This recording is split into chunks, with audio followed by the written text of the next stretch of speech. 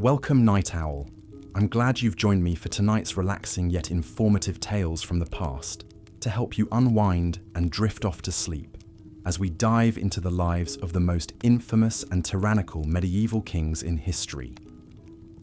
As we get started, feel free to share in the comments where in the world you're listening from and what time of day it is for you right now.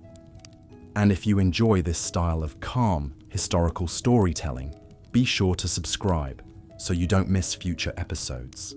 Tonight, we'll be exploring the lives and legacies of some of medieval history's most notorious monarchs, kings whose reigns were marred by cruelty, instability, or bizarre behavior. Through their stories, we'll delve into the complexities of power, the impact of mental illness, and the lasting impressions these rulers left on their kingdoms and the world. So get cozy, settle in, and let me take you on a journey back in time to the courts and castles of medieval Europe. Our first stop is 14th century France, where we'll meet a king whose reign began with such promise, but descended into chaos and turmoil as madness took hold of his mind. Charles VI of France was just 11 years old when he ascended to the throne in 1380. The early years of his reign were filled with hope and affection from his subjects, who dubbed him Charles the Beloved. Young and energetic, he was known for his chivalry, charm, and grand festivities. The future of France seemed bright under his rule. But on a fateful winter night in 1393, the course of Charles's life and kingship would change forever. The king and a group of nobles were gathered for a masquerade ball at the royal palace. The men, including Charles, were dressed as wild men, clad in costumes of linen soaked with resinous wax or pitch, to which flax was attached to give the appearance of savages. As the dancing began, disaster struck.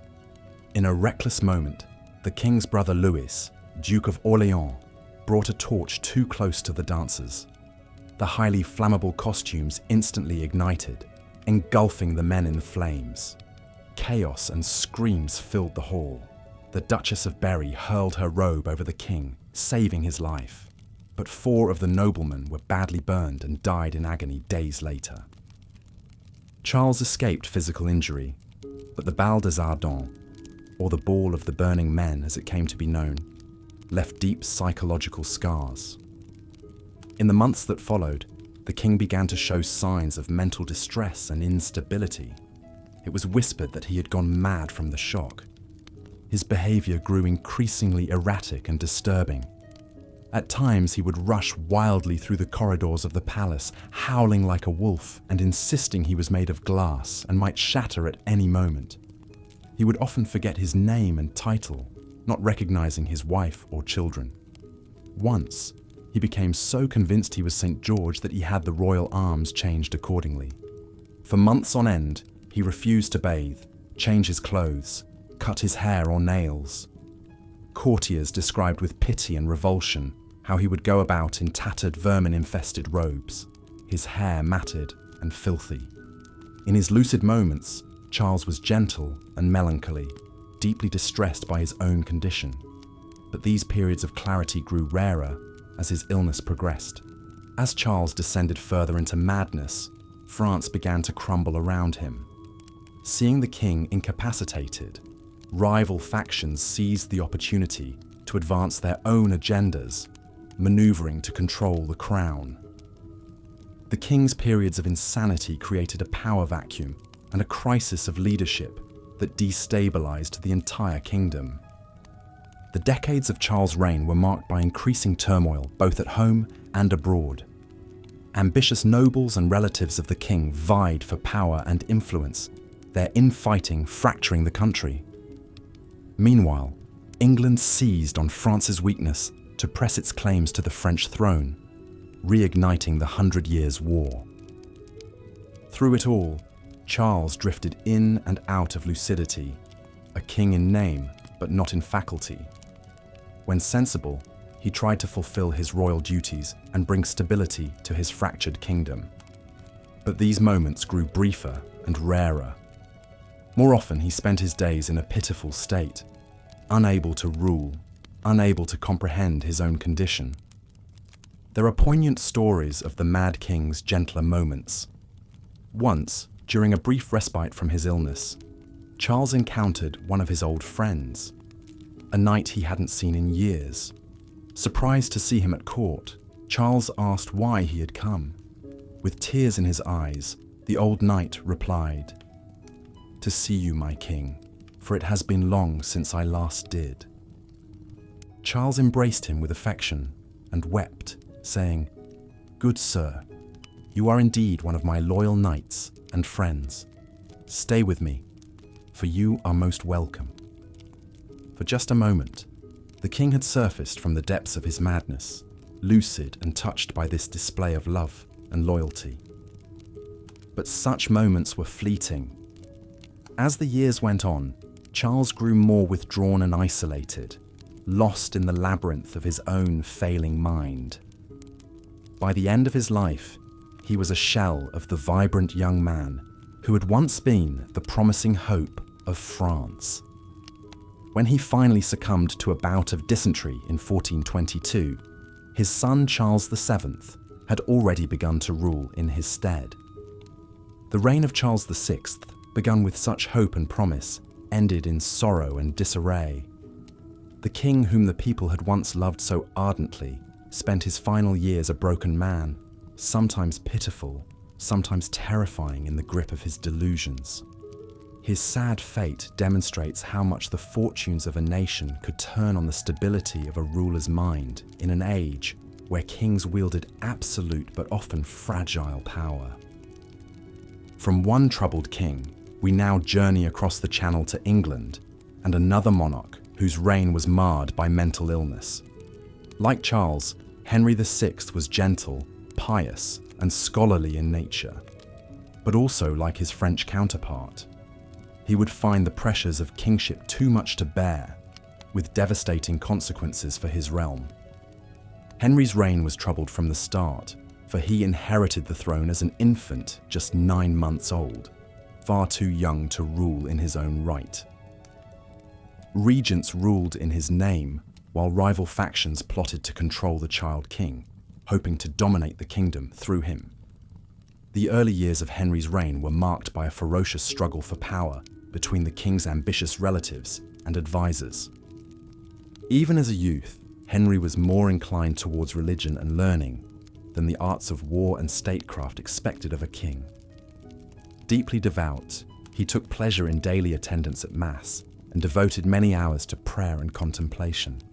He was also a keen scholar with a love of reading and an interest in education.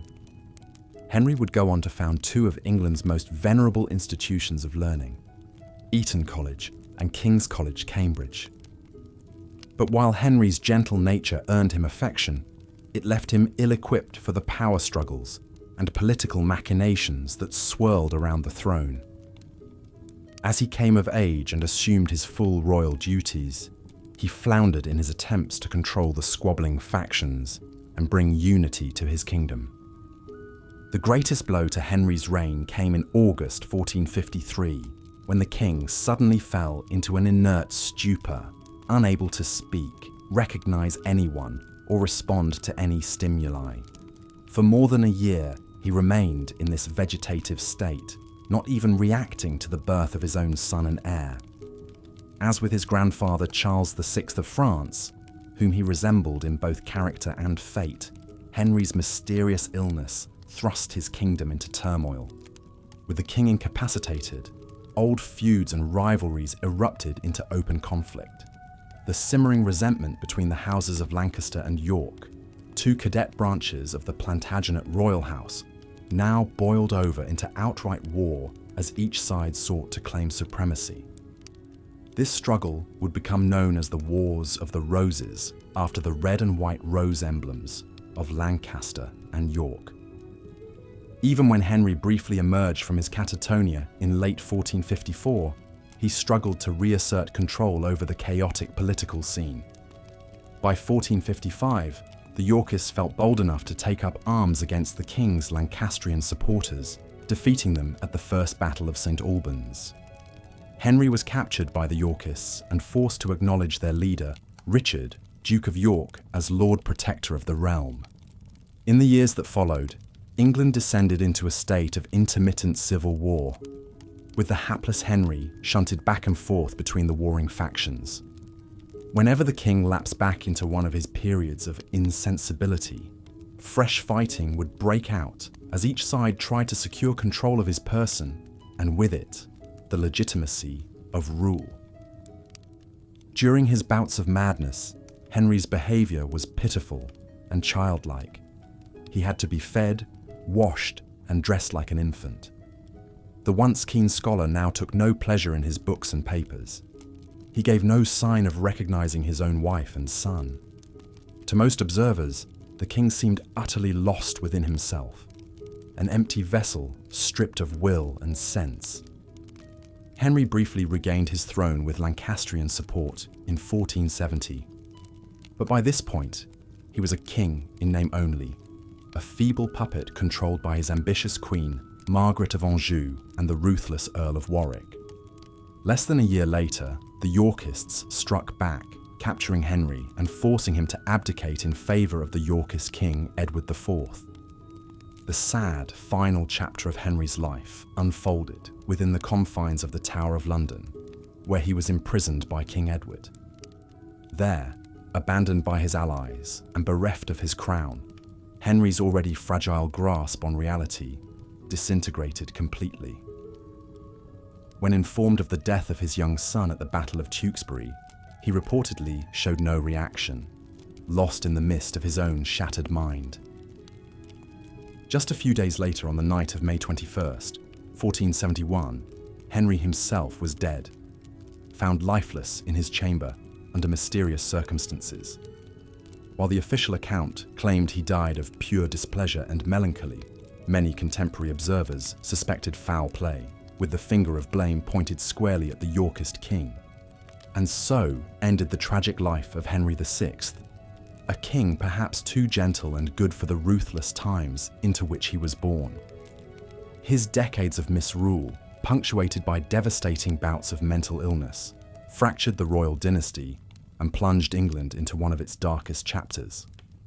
Like Charles the Mad across the Channel, Henry's sad fate demonstrates the immense impact that a monarch's mental state could have on the fortunes of an entire nation.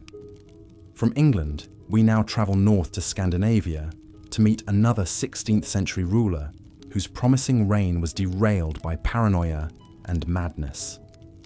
Eric XIV of Sweden had all the makings of a strong monarch. He was well educated, cultured, and charismatic. But like Charles and Henry before him, he would succumb to mental illness with disastrous consequences for his kingdom. Eric ascended to the Swedish throne in 1560 after the death of his formidable father, Gustav I. He inherited a strong, centralized state and initially proved himself a capable ruler. He was a patron of the arts and sciences, an accomplished scholar, poet, and composer. But even amid the festivities of his splendid coronation, there were hints of the erratic behavior and delusions that would later consume him. As his reign progressed, Eric grew increasingly suspicious and paranoid, seeing threats and conspiracies all around him. He became convinced that his own nobles and the aristocracy of neighboring Denmark and Poland were plotting to overthrow him and steal his crown. These fears were fanned by his chief advisor, Göran Persson, who exploited the king's fragile mental state to eliminate his own political enemies. Eric's personal life was equally tumultuous. Early in his reign, he fell passionately in love with Karin Monsdotter, a beautiful commoner who had been a maid in the royal household. Against all convention and the admonitions of his advisors, Eric secretly married Karin in 1567 and had her crowned as queen. While the marriage caused a scandal, Karin would prove a stabilizing influence, remaining loyal to Eric even during his darkest days. The defining moment of Eric's reign came in 1567 with the infamous Stura murders. Convinced that the Stura noble family and their allies were plotting against him, Eric had several members of the family imprisoned and brought to trial on trumped-up charges. In a fit of rage and paranoia, the king himself stabbed and killed one of the nobles, Niels Sture, during an interrogation. 2 other Sture lords and several of their associates were subsequently executed on Eric's orders. The Sture murders shocked the nation and turned sentiment against the increasingly unstable king. Eric's behavior grew more erratic and delusional. He became obsessed with astrology and the occult, convinced he could read the future in the stars. He would have bouts of wild, manic energy, alternating with periods of deep melancholy. At times he fancied himself a god, demanding his courtiers worship him. As opposition to Eric's rule mounted, his own brothers John and Charles seized the opportunity to move against him. In 1568, they successfully deposed Eric, forcing him to abdicate in favour of John III. The coup was supported by most of the Swedish nobility, alienated by the king's tyranny and madness. Eric's final years were marked by tragedy and increasing mental deterioration. Imprisoned in a succession of castles by his brother, the deposed king descended deeper into insanity. He became convinced he was not Eric XIV at all, but a different man altogether. His devoted wife Karin remained with him in captivity, the only person who could soothe him in his agitated states. In 1577, after almost a decade in confinement, the 43-year-old Eric died, likely poisoned on the orders of his brother. He was buried hastily and without ceremony. For John III, the mad brother represented an uncomfortable reminder of the fragility of royal power and the ever-present danger of succession crises. Eric XIV's story represents a tragic waste of potential. He was a gifted man, educated and cultured, who held such promise as a ruler. But like many monarchs, he found himself unequal to the immense stresses and paranoias of kingship. His unraveling mind led him down a path of tyranny and terror that undid his achievements and ruptured the kingdom. Traveling further east to Russia, we come to the dark tale of another ruler undone by paranoia and crippling mental illness. Ivan IV. Vasilievich, better known as Ivan the Terrible, was the first Grand Prince of Moscow to officially assume the title of Tsar of all of Russia. His nearly 40-year reign would transform Russia, but also unleash a whirlwind of madness and brutality upon his realm. Ivan's early life was scarred by tragedy, struggle, and a pervasive sense of insecurity. He lost both his parents by the age of 8 and grew up in the shadow of ambitious nobles and relatives who fought to control the regency. The young Ivan learned to fear for his life and saw enemies and conspiracies everywhere. These early experiences laid the groundwork for the paranoia and ruthlessness that would define his later reign. When Ivan reached adulthood and took full power in 1547, he quickly set about consolidating control over the fractious boyar nobility. Talented and energetic, he scored a series of impressive military victories over Russia's enemies, expanding the boundaries of his state. He launched a series of popular reforms, revising the legal code and convoking Russia's first parliament. Thanks to these successes, the early part of Ivan's reign was marked by relative stability and progress. But as the years passed, Ivan grew increasingly erratic, suspicious, and violent. He became convinced that the boyars were plotting against him, determined to thwart his agenda and usurp his power. His simmering resentment boiled over in 1565 when he abruptly left Moscow in a fit of rage, threatening to abdicate. In a clever power play, Ivan agreed to return only if he was granted absolute authority to punish traitors and enemies of the state as he saw fit. Cowed, the boyars agreed. Upon his return, Ivan set about terrorizing the nobility, confiscating their lands and executing or exiling those he mistrusted. To enforce his will, he created the oprichniki, a brutal corps of secret police fanatically loyal to him alone. In the following years, Ivan earned his moniker of the Terrible as he unleashed a reign of terror upon Russia. Fueled by paranoia and sadistic impulse, he inflicted cruel punishments on anyone he suspected of treachery. Torture, public executions, and mass killings became commonplace. Even destroyed entire noble families, towns, and even the city of Novgorod to root out alleged conspiracies against him. The later period of Ivan's reign also saw a tragic upheaval in his personal life that would push him further into madness and savagery.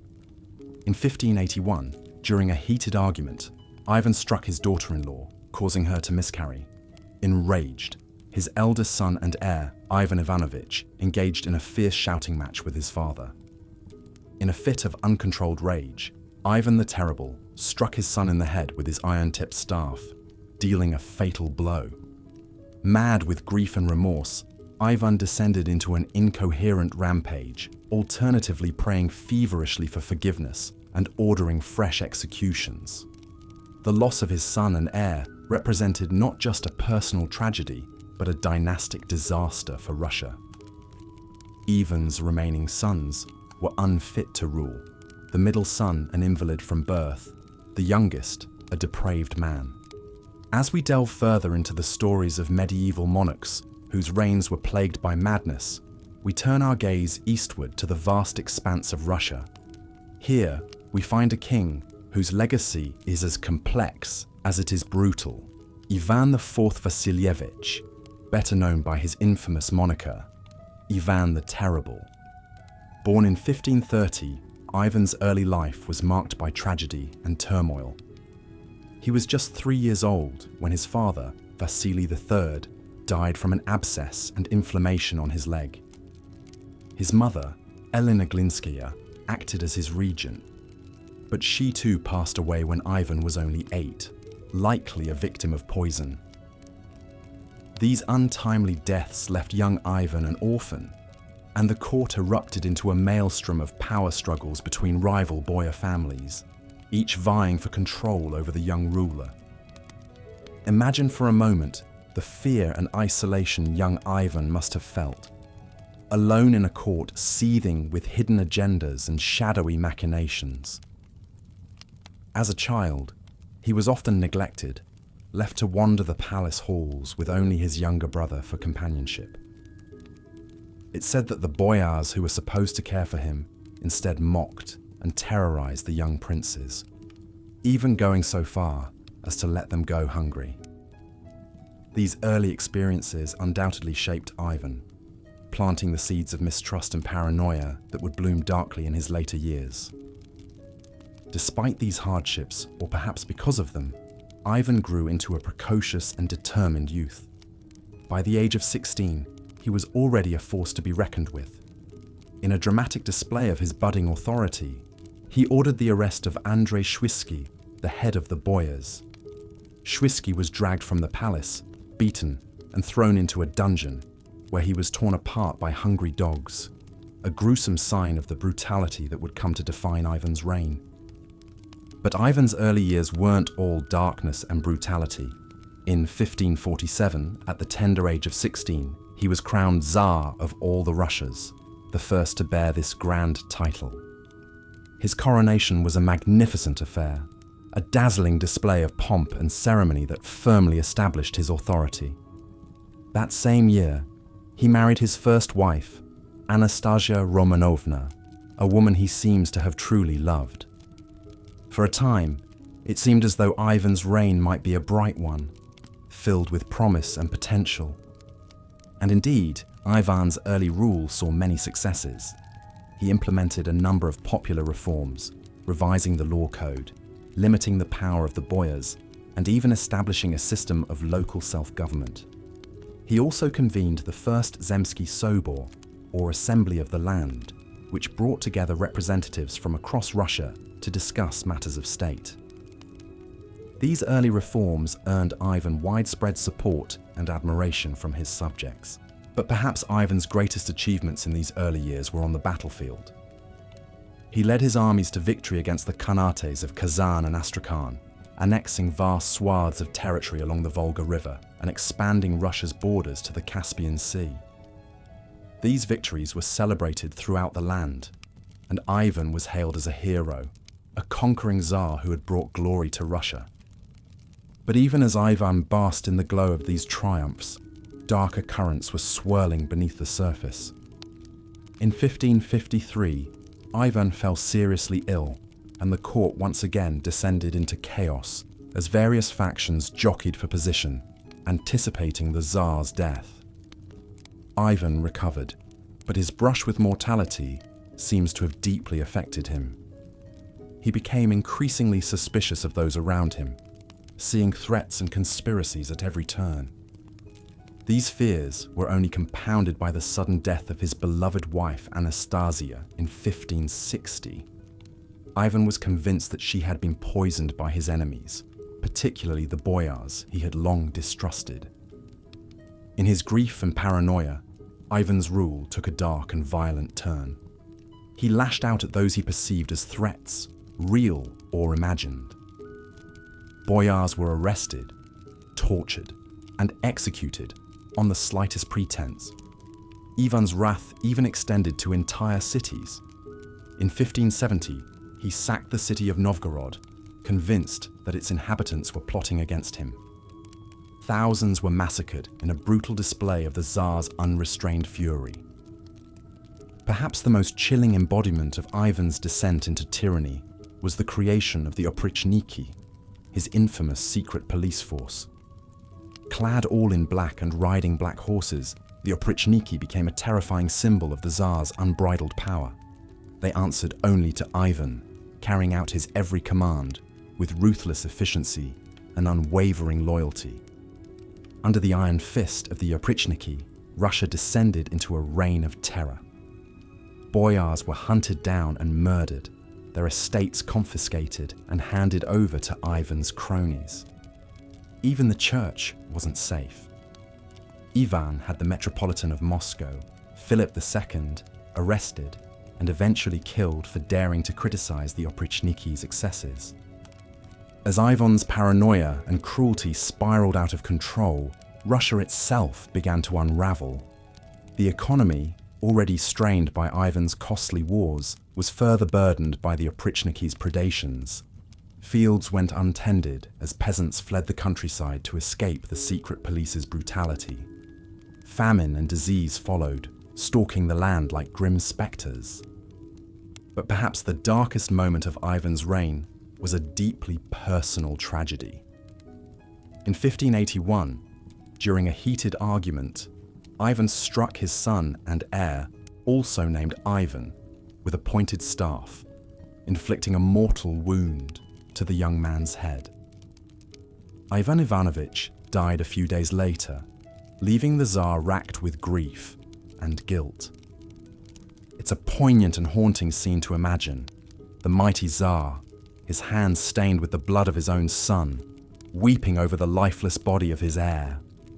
In that moment, one can almost see the weight of all Ivan's cruelties and paranoia coming crashing down upon him, the realization of the monster he had become. The death of his son seemed to break something in Ivan. In his final years, he retreated increasingly into himself, spending long hours in prayer and contemplation. But even as his physical health declined, his mental state remained as sharp and paranoid as ever. He continued to lash out at those around him, seeing betrayal in every shadow. Ivan the Terrible died in 1584, while engaged in a game of chess. According to legend, he had just moved his king to the square where it would be checkmated, as if acknowledging the inevitability of his own demise.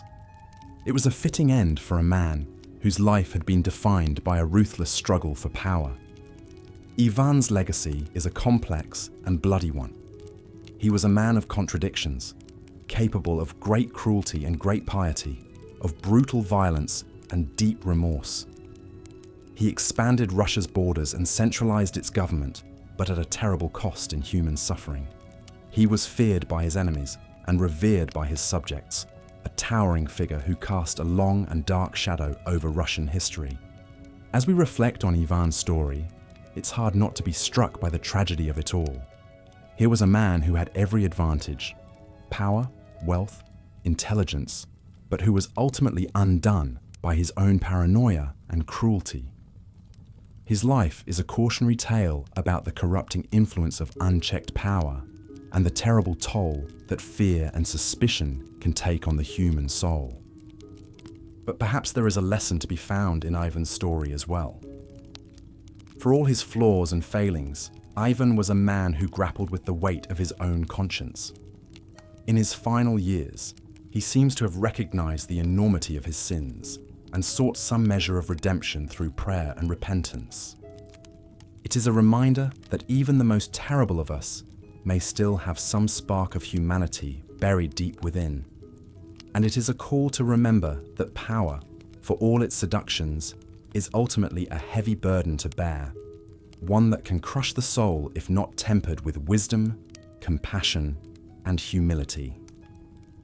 So let us remember Ivan the Terrible not just as a tyrant or a madman, but as a deeply flawed and complex human being.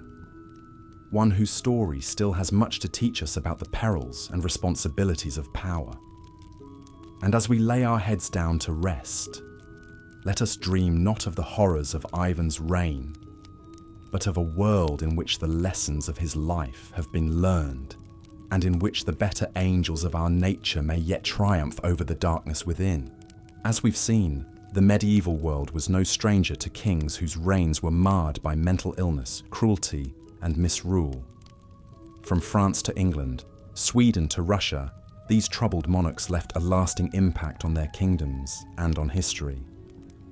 But mental illness was not the only challenge that medieval kings faced. The very nature of ruling in the Middle Ages was fraught with difficulties that could test even the most stable and capable of monarchs.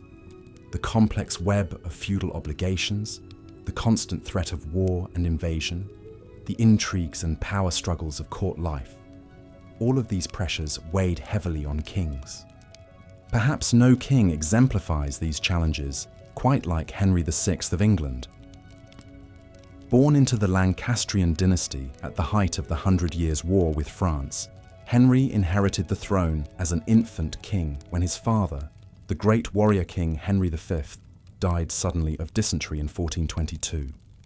Too young to rule on his own, Henry's early reign was marked by a series of regencies as powerful nobles vied for control over the young king and the kingdom.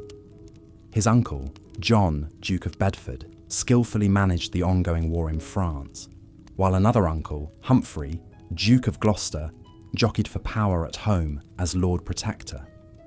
As he grew into manhood, Henry emerged as a gentle, pious ruler, more interested in matters of faith and learning than the art of war. He was a generous patron to the church and founded two of England's most prestigious schools, Eton College and King's College, Cambridge. Contemporaries described him as a tall, handsome man, but one who was averse to bloodshed and preferred a life of simplicity. But being king required more than just piety and good intentions. The bankrupt state of the royal treasury, the crumbling English position in France, and escalating tensions between powerful noble factions like the houses of York and Somerset all demanded strong leadership that the amiable but ineffectual Henry struggled to provide. These stresses took a toll on Henry's fragile mental state. Always prone to bouts of melancholy, in the summer of 1453 he suffered a complete mental breakdown, precipitated, some say, by the sudden shock of losing the bulk of his father's French conquests. The once lively king fell into a deep catatonic state, completely unresponsive to the world around him. The king's sleeping sickness, as it was known, left the kingdom in limbo.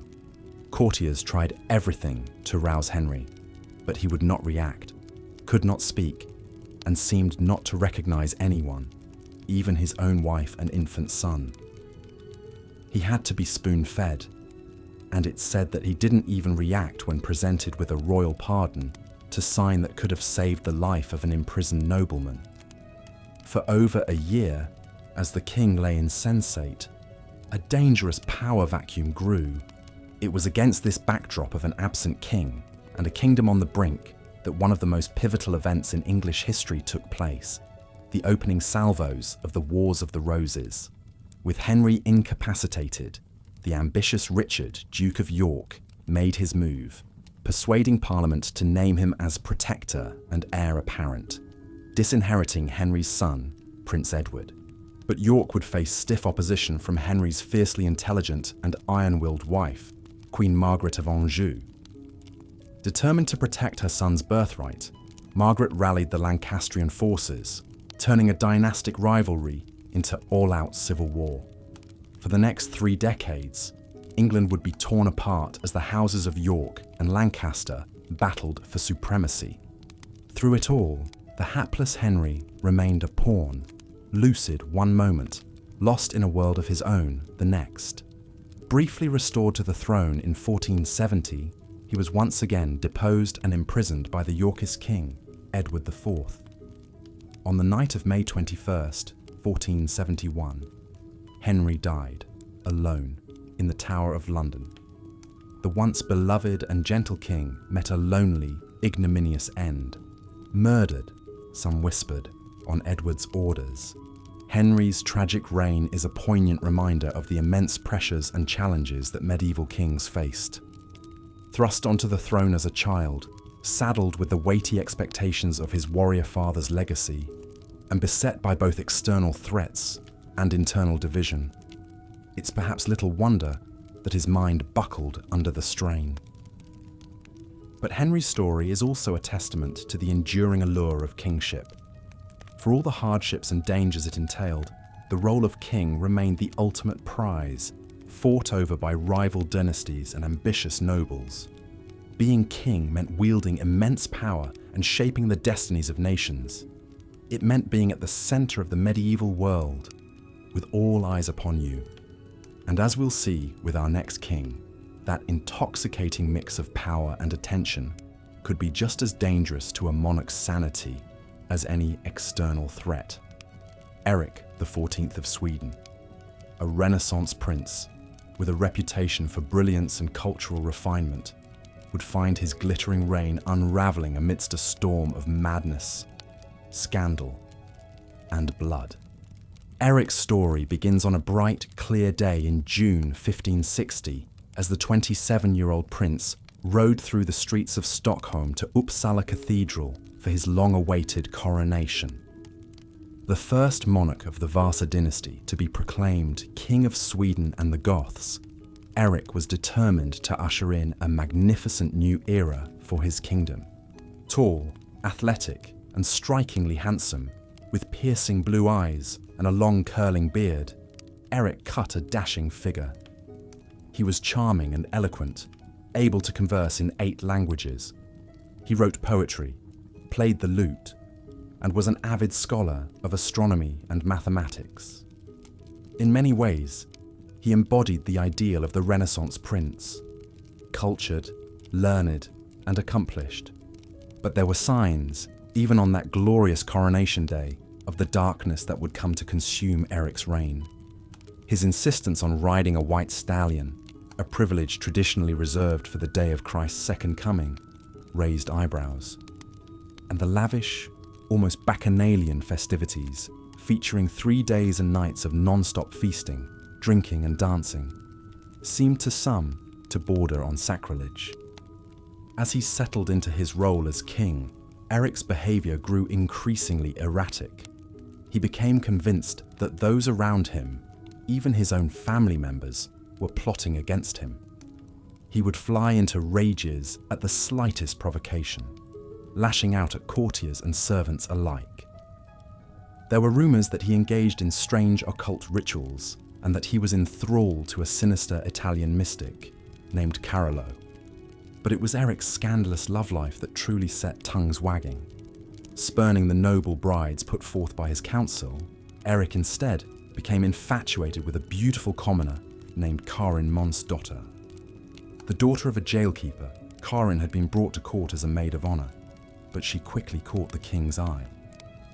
Much to the horror of his advisors, Eric secretly wed Karin in 1567, making the low-born girl his queen. It was an act of defiance that flew in the face of all royal protocol and inflamed the simmering tensions between Eric and the Swedish nobility. Karin, demure and devoted to her mercurial husband, became the target of vicious gossip and scorn. As Eric's paranoia and instability grew, so too did the conflicts with his rivals and critics. He became convinced that the powerful Stura family was conspiring to overthrow him and resolved to strike first. On that fateful day in May 1567, Eric invited several Stura nobles to a banquet at Uppsala Castle, including the charismatic Niels Svantesson Stura. What happened next would come to be known as the Stura murders, a shocking act of royal violence that forever stained Eric's reign. The script continues from here in a similar engaging storytelling style, painting a vivid picture of Eric's mental deterioration, the Stura murders and their aftermath, his forced abdication and sad final years imprisoned with Karin, as outlined in the original plan. It then transitions smoothly into the dramatic tale of Ivan the Terrible, hitting all the key points of his difficult childhood, early victories, brutal oprichniki, and the tragic killing of his son. The script samples other Mad Monarch's tales as outlined, before concluding with a thoughtful reflection on the immense pressures of medieval kingship and what these troubled reigns reveal about power, mental health, and the human condition in a medieval context, all delivered in a gentle, sleep-inducing tone, perfect for bedtime listening. The cruelty and chaos of Ivan the Terrible's final years left Russia in a precarious position. The once promising reign had descended into terror and turmoil. As the 16th century drew to a close, the question lingered: who would emerge to lead Russia into the future? Ivan's death in 1584 brought little stability. His son Fyodor inherited the throne, but was a weak and ineffectual ruler. Real power lay in the hands of advisors like Boris Godunov, whose political maneuvering would soon win him the crown. Russia faced ongoing threats from Poland, Sweden, and Crimean Tatars, as well as internal unrest and economic strife. It's perhaps no wonder that some looked back at Ivan's reign with nostalgia, focusing on his early victories and reforms rather than the bloody purges of his later years. He cast a long shadow, one that future Russian rulers would alternately shun and embrace as they grappled with the challenges of governing the vast nation. Ivan the Terrible's legacy is as complex as the man himself. He expanded Russia's borders, strengthened the power of the Tsar, and left an indelible mark on his nation's history and culture. Yet his reign was also marked by unthinkable violence, paranoia, and a descent into despotism. In many ways, his story embodies the contradictions and extremes of absolute monarchy. But Ivan was far from the only medieval ruler whose reign was marred by madness. Across Europe, kings grappled with the immense pressures of ruling, often with devastating consequences for their personal lives and the lives of their subjects. Take Rudolf II, Holy Roman Emperor from 1576 to 1612. A great patron of the arts and sciences, Rudolf was also known for his eccentricities and reclusive nature. He filled his court with astrologers, alchemists, and curiosities, like the famed Golem of Prague. But beneath this quirky surface lay deeper struggles. Rudolf was plagued by bouts of depression and melancholy. He became increasingly paranoid, refusing to leave his bed for days on end and communicating with his advisors only through notes passed through a slot in his door. He neglected the governance of his empire, leading to political paralysis and unrest. Perhaps most famously, Rudolf developed the delusion that he was made of glass and could shatter at any moment. He took to wearing thick layers of clothing to pad himself and refused to allow anyone to touch him. His behavior grew so concerning that his own family conspired to depose him, forcing Rudolf to cede power to his brother Matthias. Rudolf spent his final years as a recluse in Prague Castle, surrounded by his art and curiosities, but isolated from the world he once ruled. When he died in 1612, he reportedly refused the last rites, still gripped by his delusions until the very end. Rudolf's story, like Ivan's, raises poignant questions about the toll of power on the human psyche. Were these kings simply ill-equipped for the immense stress and responsibility of ruling? Did the unchecked power of absolute monarchy breed paranoia and instability? Or were they, in some sense, canaries in the coal mine, their deteriorating minds reflecting the toxicity and dysfunction of the system they were born into? Regardless, their struggles had immense consequences for their personal lives and the lives of those they ruled. Across the Mediterranean, the Byzantine Empire too found itself under the thumb of a ruler lost in delusion. Justin II, who reigned from 565 to 578, started off as a promising leader. He secured the empire's eastern frontier through diplomacy with Persia and embarked on ambitious building projects. But a few years into his reign, Justin's behavior took a bizarre turn. He became convinced that he was physically incapable of sitting, so he took to lying prone on a wheeled throne that could be pushed around the palace. He reportedly bit attendants who displeased him and even attempted to eat one of his own limbs. As Justin descended further into madness, the empire began to crumble. The Persians launched invasions into Byzantine territory. The Avars and Slavs attacked from the west, and Italy fell into chaos as the Lombards swept through. Justin was powerless to stop it, lost in a world of his own imagining. In a poignant twist of fate, one of the few who seemed able to soothe Justin during his fits was his wife, Sophia. A shrewd political mind in her own right, Sophia essentially ruled in Justin's stead, even minting coins with her own image. She managed to hold the empire together until Justin's death in 578. The stories of kings like Ivan, Rudolf, and Justin reveal the profound impact that a ruler's mental state could have on their realm. In an age of absolute monarchy, the line between personal struggle and political crisis was thin indeed. Yet even in their darkest moments, there are glimpses of humanity that make these complex figures more than mere cautionary tales. Ivan's grief at his son's death, Rudolf's melancholic brilliance, Justin's brief moments of lucidity in Sophia's presence. These details add shades of nuance and tragedy to their lives. Perhaps the most extreme example of this is the story of Charles II, the last Habsburg ruler of Spain. Born in 1661, Charles was the product of generations of inbreeding among the Spanish Habsburgs, who sought to keep their bloodline pure by marrying within the family. The results were devastating. Charles suffered from a litany of physical and mental disabilities, an oversized tongue that made it difficult to speak or chew, intestinal problems that caused chronic diarrhea, fragile bones that left him unable to walk unassisted. His jaw jutted so far out that he couldn't fully close his mouth. But what Charles lacked in physical and mental capacity, he made up for in kindness and affability. He was, by all accounts, a gentle soul who found joy in simple pleasures like playing with his collection of pocket watches. Though his reign was marked by decline and disorder, he was well liked by his subjects for his generous spirit. When Charles died childless in 1700, it plunged Europe into crisis as rival powers fought to claim the Spanish throne in the War of the Spanish Succession. In a sense, his personal struggles had become the struggles of a continent, a poignant reflection of the era's precarious political balance. These stories from the medieval world may seem distant from our modern lives.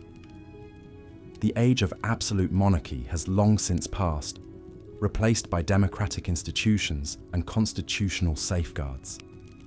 Mental illness, once seen as demonic possession or divine punishment, is now recognized as a medical condition in need of treatment and support. Yet in the tales of these tragic kings, we can still find echoes of our own struggles and triumphs. The pressure to live up to external expectations, the isolation of leadership, the quest for purpose and legacy. These are timeless human experiences that transcend era and station. In the end, perhaps the best tribute we can pay to figures like Ivan, Rudolf, Justin and Charles, is to remember them not just as storybook villains or cautionary tales, but as complex human beings grappling with the weight of their roles and the limitations of their own minds. Their struggles, however extreme, reflect the fundamental fragility and resilience of the human condition. So as we drift off to sleep, let us spare a thought for these long-ago kings, their tragic lives etched in the annals of history. May their stories remind us of the profound impact that power and mental health can have, both on individual lives and the course of nations. And may we face our own challenges with the same humanity and nuance that we seek in the lives of those who came before. Good night and sweet dreams. May the lessons of the past guide us towards a wiser, kinder future. For in the end, the human experiences that unite us are far greater than the crowns and kingdoms that divide us. Sadly, Eric's triumph was short-lived. His mental state continued to deteriorate, fueled by paranoia and delusions. He became convinced that his own nobility were plotting against him, determined to steal his crown. In a fit of madness in 1567, he ordered the infamous Steure murders, where several prominent noblemen were imprisoned, tortured, and brutally killed at his command, including the father of his first wife. This shocking act of violence appalled the court and eroded Eric's support among Sweden's elite. They saw their king as a dangerous liability, his unhinged mind capable of striking out against friend and foe alike. Whispers of usurpation began to echo through the halls of power. Eric, gripped by fear and suspicion, lashed out with increasing cruelty, alienating even his closest allies. As Eric's reign spiraled further into chaos, his enemies seized their chance. In 1568, his brother John, Duke of Finland, raised an army against him. Abandoned by his court and unable to rally support, Eric was forced to abdicate the throne. In a somber ceremony, he relinquished the crown to John, his grasp on power broken by the shadows in his own mind. Imprisoned by his brother, Eric's final years were a sad epilogue to a tragic reign. He was shuttled between various castles, never staying long in one place. His beloved wife, Karin, was the only constant in his diminishing world, the sole source of comfort in his bleak captivity. Even imprisoned, Eric's mental state continued to waver. There were periods of clarity, glimmers of the sharp mind that had once dreamed of a glorious future for Sweden. But more often, his thoughts were clouded by paranoid delusions, his speech rambling and incoherent. As the years ground on, Eric's physical health declined alongside his sanity. The dank, dimly lit cells of his imprisonment allowed illness to take root in his weakened frame. His once vibrant eyes grew dull, staring for hours at the dancing shadows on the wall. His world had shrunk to a single flickering flame, the fire in his mind reduced to fading embers. In 1577, after almost a decade in captivity, Eric XIV, the mad monarch of Sweden, breathed his last. Karin, his faithful wife, was by his side until the end, holding his hand as he slipped away. The king, who had dreamed of glory and power, died a broken man, his grand ambitions smashed upon the rocks of his own shattered psyche. The tragedy of Eric XIV's reign echoes through the pages of history, a cautionary tale of the fragility of the human mind. His story reminds us that even the mightiest can fall, their strength devoured by inner demons. In the end, Eric's legacy was one of squandered potential, a shooting star extinguished too soon by the darkness within. As we continue our journey through the tales of mad kings and ill-fated reigns, we turn our gaze east to the vast, brutal expanse of Russia. Here we find another monarch whose reign was defined by cruelty and paranoia, a ruler who took the name Ivan the Terrible and more than earned his grim moniker. Ivan IV Vasilievich, was born in 1530 to the royal Rurik dynasty, a line that had ruled Russia for centuries. His early life was marred by tragedy and tumult. Ivan's father died when he was just 3 years old, leaving him in the care of his mother, Elena Glinskaya. But Eleanor's rule as regent was cut brutally short when she was poisoned in 1538, leaving the young Ivan an orphan at the tender age of 8. Robbed of his parents, Ivan's childhood became a battleground for power. The boyars, Russia's elite nobles, vied for control over the young prince, jostling to fill the void left by his mother's death. In this snake pit of ambitious schemers, the child Ivan was neglected, ignored, and at times even mistreated by those meant to protect him. The seeds of bitterness and mistrust were planted early, watered by loneliness and fear. But even in his darkest moments, there were flashes of the fierce intelligence that would define Ivan's later reign. He found solace in the Orthodox faith, immersing himself in prayer and religious texts. He also discovered a talent for politics, observing the machinations of the boyars with a keen and calculating eye. As Ivan grew into a young man, he began to assert his authority, chafing against the control of his would-be puppet masters. In 1547, at the age of 16, Ivan was crowned as Tsar, the supreme ruler of all Russia. His coronation marked a turning point, the moment when the neglected child became a king in truth as well as name. The early years of Ivan's reign were marked by a flurry of reform and conquest. He revised Russia's legal code, curtailing the powers of the boyars and centralizing authority in the hands of the Tsar. He also expanded Russia's borders, waging successful wars against the neighboring Kazan and Astrakhan Khanates. These victories earned Ivan widespread acclaim and popularity among his subjects. The young Tsar was seen as a decisive, forceful leader, willing to take bold action to strengthen Russia. But even as Ivan basked in the glow of success, darker currents were stirring beneath the surface. The traumas of Ivan's childhood had left deep scars on his psyche. He was prone to bouts of paranoia and suspicion, seeing enemies lurking in every shadow. His temper was legendary, flaring into violent rages at the slightest provocation. As his power grew, so too did his cruelty, fueled by a simmering resentment of the boyars who had tormented him in his youth. In 1565, Ivan's simmering paranoia boiled over into full-blown tyranny. He divided Russia into two realms: the Zemshchina, ruled by the boyars, and the Oprichnina, under Ivan's direct control. The Oprichnina was a state within a state, a realm of terror and brutality enforced by Ivan's feared Oprichniki, his loyal band of secret police. Clad in black, riding black horses, the Oprichniki became a symbol of Ivan's reign of terror. They roamed the land, arresting and executing anyone suspected of disloyalty to the Tsar. Nobles, merchants, even priests fell victim to their brutality, tortured and killed on Ivan's orders. The Tsar himself was not immune to the madness he had unleashed. In a fit of rage in 1581, Ivan beat his pregnant daughter-in-law, causing her to miscarry. When his son and heir, Ivan Ivanovich, confronted him about this cruelty, the Tsar lashed out, striking his son with his scepter. The blow proved fatal, and Ivan Ivanovich died a few days later, leaving Russia without an heir. The tragedy broke something in Ivan, his last tenuous grip on sanity shattered by the weight of his own guilt and grief.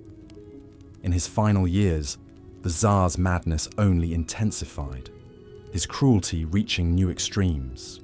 He ordered the massacre of entire cities, their inhabitants slaughtered by the thousands. He had boyars boiled alive or frozen to death, delighting in their suffering. By the time of his death in 1584, Russia was a land living in the shadow of fear, haunted by the spectre of its mad monarch. Ivan the Terrible's reign left a lasting mark on Russian history, a legacy of brutality and paranoia that echoed through the centuries. but it also serves as a stark reminder of the horrors that can spring from a mind consumed by darkness.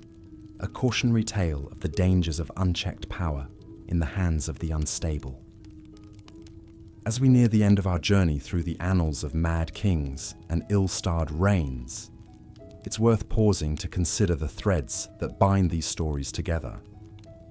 From England to Sweden to Russia, across centuries and cultures, we see the same pattern play out again and again, the corrosive effects of power on the human psyche. For these monarchs, the weight of the crown proved too heavy to bear, the isolation and stress of rule warping their minds and twisting their souls. Some, like Charles VI of France and Henry VI of England, were broken by the strain, their sanity shattered like glass against stone. Others, like Ivan the Terrible, turned their inner demons outward, inflicting their pain and paranoia on their hapless subjects. In each case, the madness of the monarch had far-reaching consequences, plunging their realms into chaos and conflict. Wars were fought, lives were lost, and the course of history was forever altered by the whims of a mind unmoored from reality. But perhaps the greatest tragedy of these tales is the human cost, the toll taken not just on the kings themselves, but on those closest to them. The loyal wives, like Karin Mundsdotter, who stood by their husbands even as their minds crumbled. The children, like Ivan Ivanovich, whose lives were cut short by their father's madness. The countless subjects who suffered under the yoke of a ruler unhinged. In the end, the stories of these mad kings are a testament to the fragility of the human mind and the terrible price of unchecked power. They remind us that even the mightiest can fall, their strength devoured by the shadows within. As we bid farewell to these haunted figures of history, let us ponder their tales with a sense of empathy and sorrow, for in their tragic fates we see a reflection of our own human frailties, the darkness that slumbers beneath the surface, waiting to be awakened. May their stories be a warning, a lighthouse guiding us towards compassion and understanding, even in the face of cruelty and madness. And may we, in our own lives, strive to tend the flickering flame of sanity, the light that holds the shadows at bay. And so, dear listeners, we come to the end of our journey through the realms of mad kings and tragic fates. We have walked the shadowed halls of history, peering into the troubled minds of monarchs, undone by their own demons. From the glittering courts of France to the windswept plains of Russia, we've seen the havoc wrought by an unquiet mind upon a throne. We've witnessed the destruction, both personal and political, that flows from a soul unmoored. But let us not depart this journey with hearts heavy with despair. For in the midst of this darkness, there are also glimmers of light, of hope amidst the tragedy. The wives and children who stood as beacons of love and loyalty, even in the face of madness. The small acts of kindness and compassion that pierce the veil of paranoia and fear. These too are the lessons of history, the whispers of the past urging us toward our better angels. In the tales of these mad kings, we see a mirror held up to our own souls, reflecting back both shadow and light. May we have the wisdom to learn from their mistakes, the courage to confront our own inner demons. So let us bid farewell to Charles the Mad, to Henry the Helpless, to Eric and Ivan and all the haunted souls of history. Let us tuck their stories into our hearts like faded photographs, reminders of the perils and the promise of the human experience. And as we drift off into the welcoming embrace of sleep, let us carry with us the knowledge that even in the darkest of times, there is always the chance for redemption, for grace, for the triumph of our shared humanity over the spectres of our worst selves. Good night, dear listeners, and sweet dreams. May your slumbers be filled with gentle scenes of kinder times and gentler kings. And may you wake in a world where the darkness of history is nothing but a fading memory, a shadow cleansed by the dawn of a new day. As we've seen, The reigns of medieval kings were often defined by their personalities and personal struggles as much as by their political actions. The immense pressure and responsibility of ruling, coupled with the constant intrigues and power plays of court life, could take a heavy toll on even the most stable of minds. For those already prone to mental illness or instability, the strain could be too much to bear, leading to erratic, destructive, and sometimes tyrannical behavior. Ivan the Terrible's story is a prime example of how a king's inner demons could have far-reaching consequences for his realm. Born into a time of upheaval and violence, Ivan's early experiences shaped him into a ruler both feared and revered. As a young man, he was known for his intelligence, curiosity, and military prowess, expanding Russia's territories and implementing popular reforms. But as time went on, his paranoia and cruelty grew, fueled by his obsession with power and his fear of betrayal. The formation of the Oprichniki, Ivan's notorious secret police, marked a dark turning point in his reign. These black-clad agents were given free rein to terrorize the populace, confiscating property, torturing and executing those suspected of disloyalty. They became a symbol of Ivan's increasingly erratic and brutal rule, sowing chaos and fear throughout the land. Perhaps the most tragic episode in Ivan's life was the death of his son and heir, Ivan Ivanovich. In a fit of rage during an argument, Ivan struck his pregnant daughter-in-law, causing her to miscarry. When his son confronted him about this, Ivan lashed out again, dealing a fatal blow to the young man's head with his scepter. This horrific act left Ivan reeling with guilt and grief, and cast a dark shadow over his final years. As Ivan's health declined and his madness increased, Russia descended into a state of turmoil and unrest.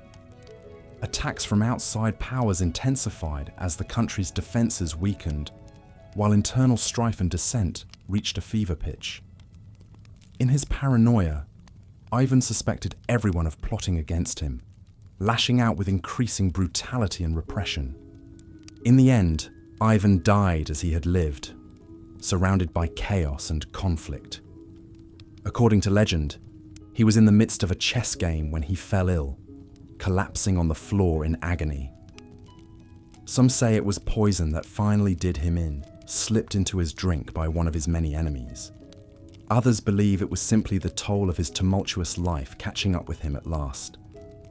Ivan's legacy is a complicated one, stained with blood and terror, yet also marked by moments of greatness and progress. He remains a towering figure in Russian history, his name invoking both awe and revulsion.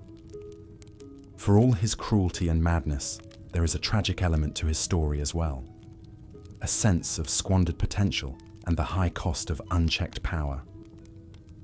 As we reflect on the lives of these troubled kings, it's hard not to feel a sense of pity mixed with horror at their deeds. The weight of the crown could be a heavy burden indeed, one that could warp even the strongest of minds. In a time when absolute power was the norm, and the line between ruler and tyrant was thin, it's perhaps no surprise that so many kings succumbed to their worst impulses and darkest fears. Yet even in the midst of such chaos and cruelty, there are glimmers of humanity to be found. The loyal Karin Monsdotter, staying by her husband, Eric XIV's side, even as his sanity crumbled. Ivan the Terrible weeping over his son's lifeless body. The brief moments of clarity and kindness that could surface amidst the madness. These remind us that even the most notorious figures of history were still, at their core, only human. As we come to the end of our journey through the lives of some of medieval history's most infamous kings, we are left with a sense of the complexity and contradictions of their legacies. They were products of their time and circumstances, shaped by the unique pressures and expectations of their roles. Their stories serve as cautionary tales about the corrupting influence of power and the fragility of the human mind, but also as reminders of the enduring fascination we have with the personalities that shape the course of history. In the grand tapestry of human experience, these mad kings are but a few vivid threads, their bright colours dimmed by time, yet still retaining a certain morbid allure. As we drift off to sleep, their stories swirl through our thoughts. Tales of grandeur and squalor, of triumph and tragedy, of the heights of power and the depths of despair. They may have been the worst of kings, but in their flaws and failings, their glories and misdeeds, they were also undeniably, irrevocably human. And that, perhaps, is what makes their stories so endlessly compelling, so difficult to forget, even as we slip into dreams. Good night, dear listener, and may your own dreams be filled not with the terrors of mad kings, but with the simple joys and comforts of a peaceful life well lived. For in the end, that may be the greatest legacy of all, not to be remembered for one's cruelties or eccentricities, but for the quiet, everyday kindnesses that make the world a bit brighter for those around us. So rest now, and let the past fade into the shadows of history as we embrace the present and all its gentle possibilities. Part 4. Ivan the Terrible of Russia. As we leave behind the troubled tales of Charles the Mad, Henry VI, and Eric XIV, our journey through medieval history takes us eastward to 16th century Russia. Here, we find a ruler whose epithet says it all, Ivan the Terrible. The first Tsar of Russia, Ivan IV Vasilievich, cast a long and brutal shadow over his kingdom. Ivan's story, like so many we've explored, has its roots in a tumultuous childhood. Born in 1530, Ivan was just 3 years old when his father died, leaving him Grand Prince of Moscow under the regency of his mother. But even this small stability was soon shattered. When Ivan was 8, his mother too passed away, likely of poisoning. The young prince was now utterly alone, surrounded by ruthless boyars, Russian nobles, all grasping for power. One can almost picture the quiet, cautious boy, eyes darting warily in the shadowy halls of the Kremlin. The whispers of conspiracies, real and imagined, swirling around him like a bitter wind. These early years forged in Ivan a deep mistrust and simmering resentment that would one day boil over into unthinkable cruelty. But Ivan's early reign gave little sign of the terror to come. Crowned Tsar at the tender age of 16, the young ruler threw himself into the task of governing. With the counsel of his beloved wife Anastasia Romanovna and his trusted advisor Alexei Adashev, Ivan implemented a series of reforms. He revised the law code, convened the first Russian parliament, and granted the gentry more rights. On the battlefield too, Ivan triumphed, conquering the Khanate of Kazan and expanding Russia's borders. For a moment, it seemed Russia had found a true Renaissance man in its Tsar. A patron of the arts and architecture, Ivan commissioned the iconic St. Basil's Cathedral with its swirling colours and onion domes. An author and composer himself, he filled his court with music and literature. But beneath this glittering surface, a darkness was taking root. The death of his beloved Anastasia in 1560 seemed to snap something in Ivan. Convinced she had been poisoned by his enemies, his simmering paranoia boiled over into full-blown madness. He lashed out at those around him, banishing Adashev and turning on the boyars he had long resented.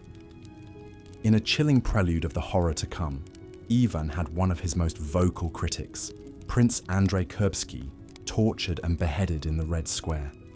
It was the beginning of a reign of terror that would earn Ivan his dark moniker. In 1565, Ivan formed the Oprichnina, a state within a state, to be his personal domain. At its head were the Oprichniki, Ivan's fanatically loyal and utterly ruthless secret police. Dressed all in black and riding black horses, they cut a terrifying figure as they roamed the land, descending on towns like a murder of crows.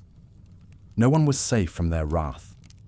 Boyars' clergy, Even entire cities fell victim to the oprichniki's merciless purges. In the city of Novgorod, once a prosperous center of trade, thousands were tortured and executed on Ivan's orders, their blood turning the Volkhov River crimson. It's said Ivan would watch the massacres with glee, his eyes alight with a terrible frenzy. But even in the midst of this madness, there were moments of startling lucidity and regret. In 1581, in a fit of rage, Ivan beat his pregnant daughter-in-law for wearing immodest clothing, causing her to miscarry. When his son and heir, Ivan Ivanovich, confronted him, the elder Ivan flew into a rage, striking his son with his scepter. The blow proved fatal. As Ivan cradled his dying son, his sanity seemed to return for a moment. He wept and begged forgiveness, but it was too late. With his heir dead and his kingdom in turmoil, Ivan descended into despair. He died in 1584, lonely and half mad, while playing a game of chess. Ivan the Terrible's legacy is one written in blood. His reign, which began with such promise, became a cautionary tale of unchecked power and madness. The Tsar, who had once been hailed as a reformer and cultural luminary, was now reviled as a tyrant. But perhaps there is a tragedy, too, in Ivan's story. A boy robbed of his childhood, consumed by paranoia and suspicion, who became the monster he feared. In the shadows of the Kremlin, one can almost hear the echoes of his tormented mind, a chilling reminder of the darkness that lies in the hearts of kings. As we let Ivan's tale fade into history's mists, we turn our attention to other eccentric monarchs, each with their own peculiar stories. From the reclusive Rudolf II to the ill-fated Charles II of Spain, these kings add their own brushstrokes to the colourful canvas of medieval madness. But those are tales for another night. For now, let the haunting spectre of Ivan the Terrible drift into the realm of uneasy dreams. A figure half shrouded in shadow and legend, forever etched into the annals of Russia's tumultuous past. As sleep beckons, ponder the fine line between greatness and insanity, and the heavy toll of power unrestrained. Good night, dear listener, and may your dreams be gentler than the memories of Ivan's reign. Part 5. Other Mad Monarchs. As the spectre of Ivan the Terrible fades into the darkness, we find ourselves once again adrift in the mists of history, our journey not yet complete. For the annals of the Middle Ages are filled with tales of kings whose eccentricities and afflictions set them apart from their peers. Some ruled from the shadows, their quirks talked about only in whispers. Others wore their peculiarities openly, leaving a mark as indelible as it was bizarre.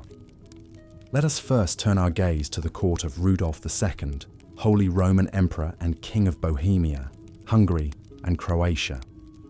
Born in 1552, Rudolf was a man of esoteric tastes, more at home among the beakers and tomes of his alchemical laboratories than in the halls of power. He was a great patron of the arts and sciences, filling his court with a menagerie of scholars, artists, and astronomers, including the great Danish astronomer Tycho Brahe. But even as Rudolf cultivated an air of Renaissance enlightenment, a strange malady took root in his mind. The king became convinced that he was made of glass, fragile and brittle.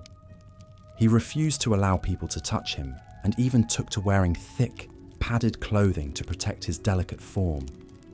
One can almost picture him moving gingerly through his chambers, a phantom king, as insubstantial as the spirits he sought to conjure in his alchemical experiments. Rudolf's obsession with the occult and his growing reclusiveness began to take its toll on his kingdom. He neglected the affairs of state, allowing tensions to simmer and the coffers to run dry. In the end, his own family turned against him. In 1611, Rudolf's brother Matthias deposed him, leaving the once great patron of the arts to live out his final months in isolation, haunted by the spectres of his own mind.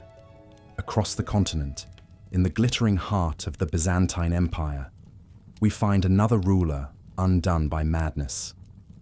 Justin II, who reigned from 565 to 578, began his rule with vigor and ambition. But as the years wore on, his behavior grew increasingly erratic. He was prone to fits of manic laughter and sudden bursts of rage. He imagined himself in direct communication with the angel Gabriel and would often be found deep in conversation with the empty air. As Justin's delusions deepened, the business of governing fell to his wife, the Empress Sophia.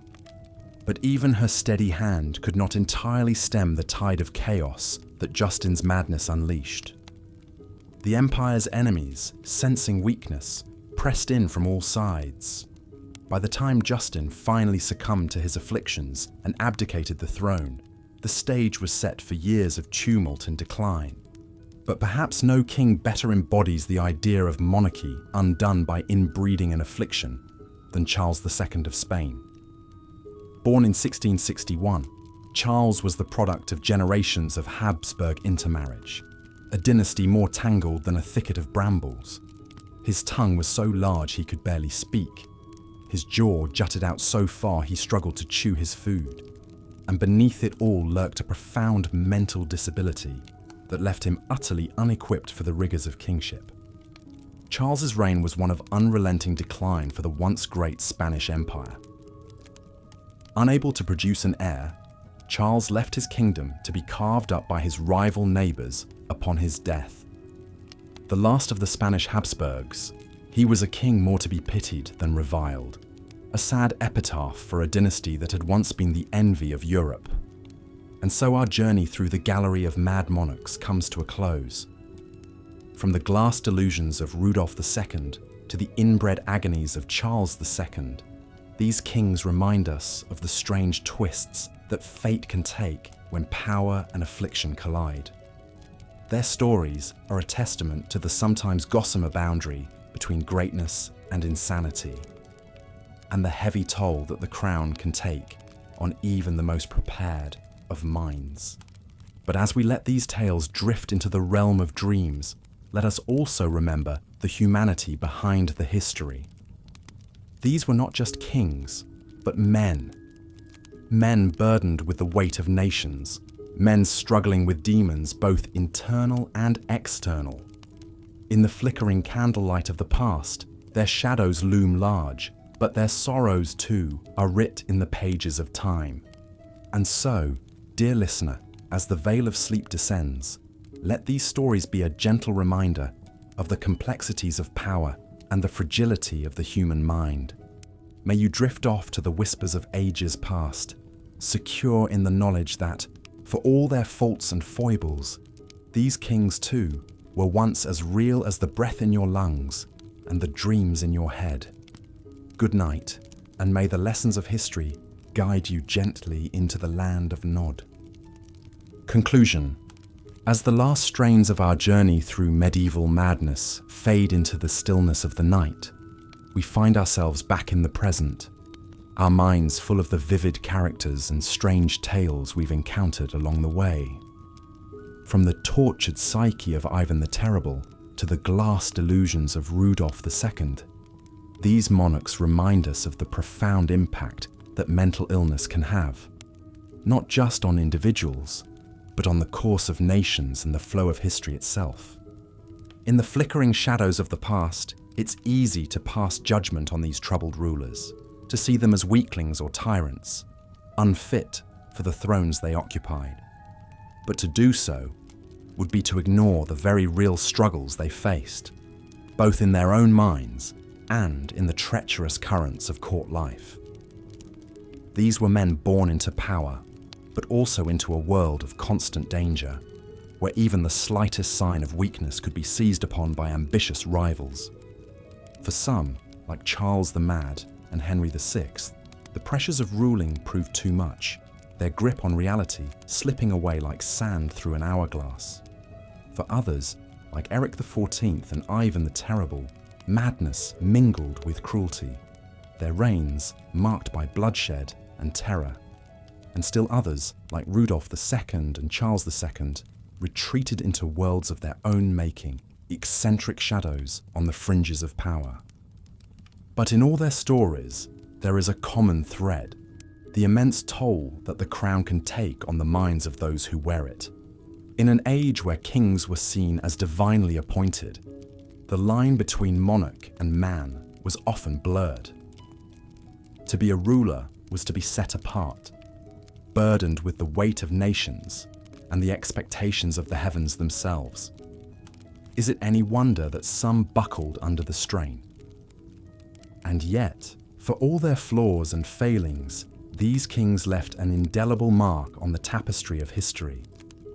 Their reigns, whether glorious or infamous, shaped the course of nations and the lives of countless subjects. In the grand sweep of time, they are but a few threads among many, but their stories remain, woven into the rich and complex fabric of the Middle Ages. As we let these tales settle into the dim recesses of memory, ready to resurface in the hazy realm of dreams, let us ponder what lessons they might hold for us in our own age of power and ambition. The struggles of these long-dead kings may seem distant, but they speak to eternal truths about the human condition, about the fragility of the mind, and the corrupting influence of unchecked authority. In the end, perhaps the greatest lesson is one of empathy. The recognition that even the most powerful among us are, at their core, only human. That beneath the crowns and the robes, there beat hearts as vulnerable and as prone to suffering as any other. It is a reminder to treat power with caution and to remember that those who wield it are as deserving of understanding and compassion as any other soul on this earth. And so, dear listener, as you drift off into the welcoming embrace of sleep, let the tales of these troubled kings be a gentle reminder of the complexity of the human experience, in all its sorrow and all its strange beauty.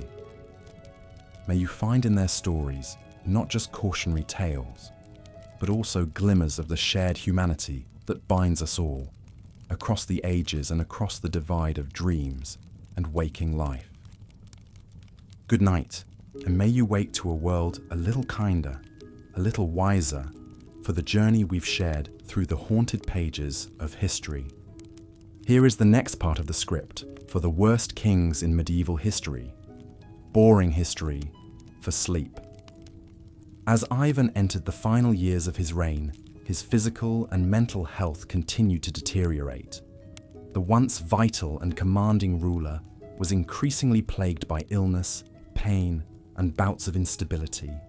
The strains of decades of tumultuous rule and personal tragedies had taken their toll. Ivan spent more and more time withdrawn in his personal chambers, brooding and lashing out at those around him. His relationship with his advisors and boyars grew ever more suspicious and tense. The Tsar saw enemies and conspiracies in every corner, his paranoia spiraling out of control. Sadly, even his own family was not spared from his growing madness and cruelty. In 1581, a tragic confrontation occurred that would haunt Ivan for the rest of his days. As the story goes, the Tsar entered the chambers of his pregnant daughter-in-law Helen to find her wearing what he considered immodest clothing. Enraged, Ivan viciously beat the young woman, causing her to miscarry the child. News of this assault reached Ivan's son and heir apparent, also named Ivan Ivanovich. The Tsarevich rushed to confront his father, demanding to know how he could commit such a heinous act. A violent argument broke out between father and son, with tempers soaring and the two men exchanging heated accusations and recriminations. In a fit of uncontrollable rage, Ivan struck his son on the head with his scepter, a heavy pointed staff. To the Tsar's horror, the blow proved fatal. Ivan Ivanovich collapsed, blood pouring from his temple, and died in his father's arms a few days later.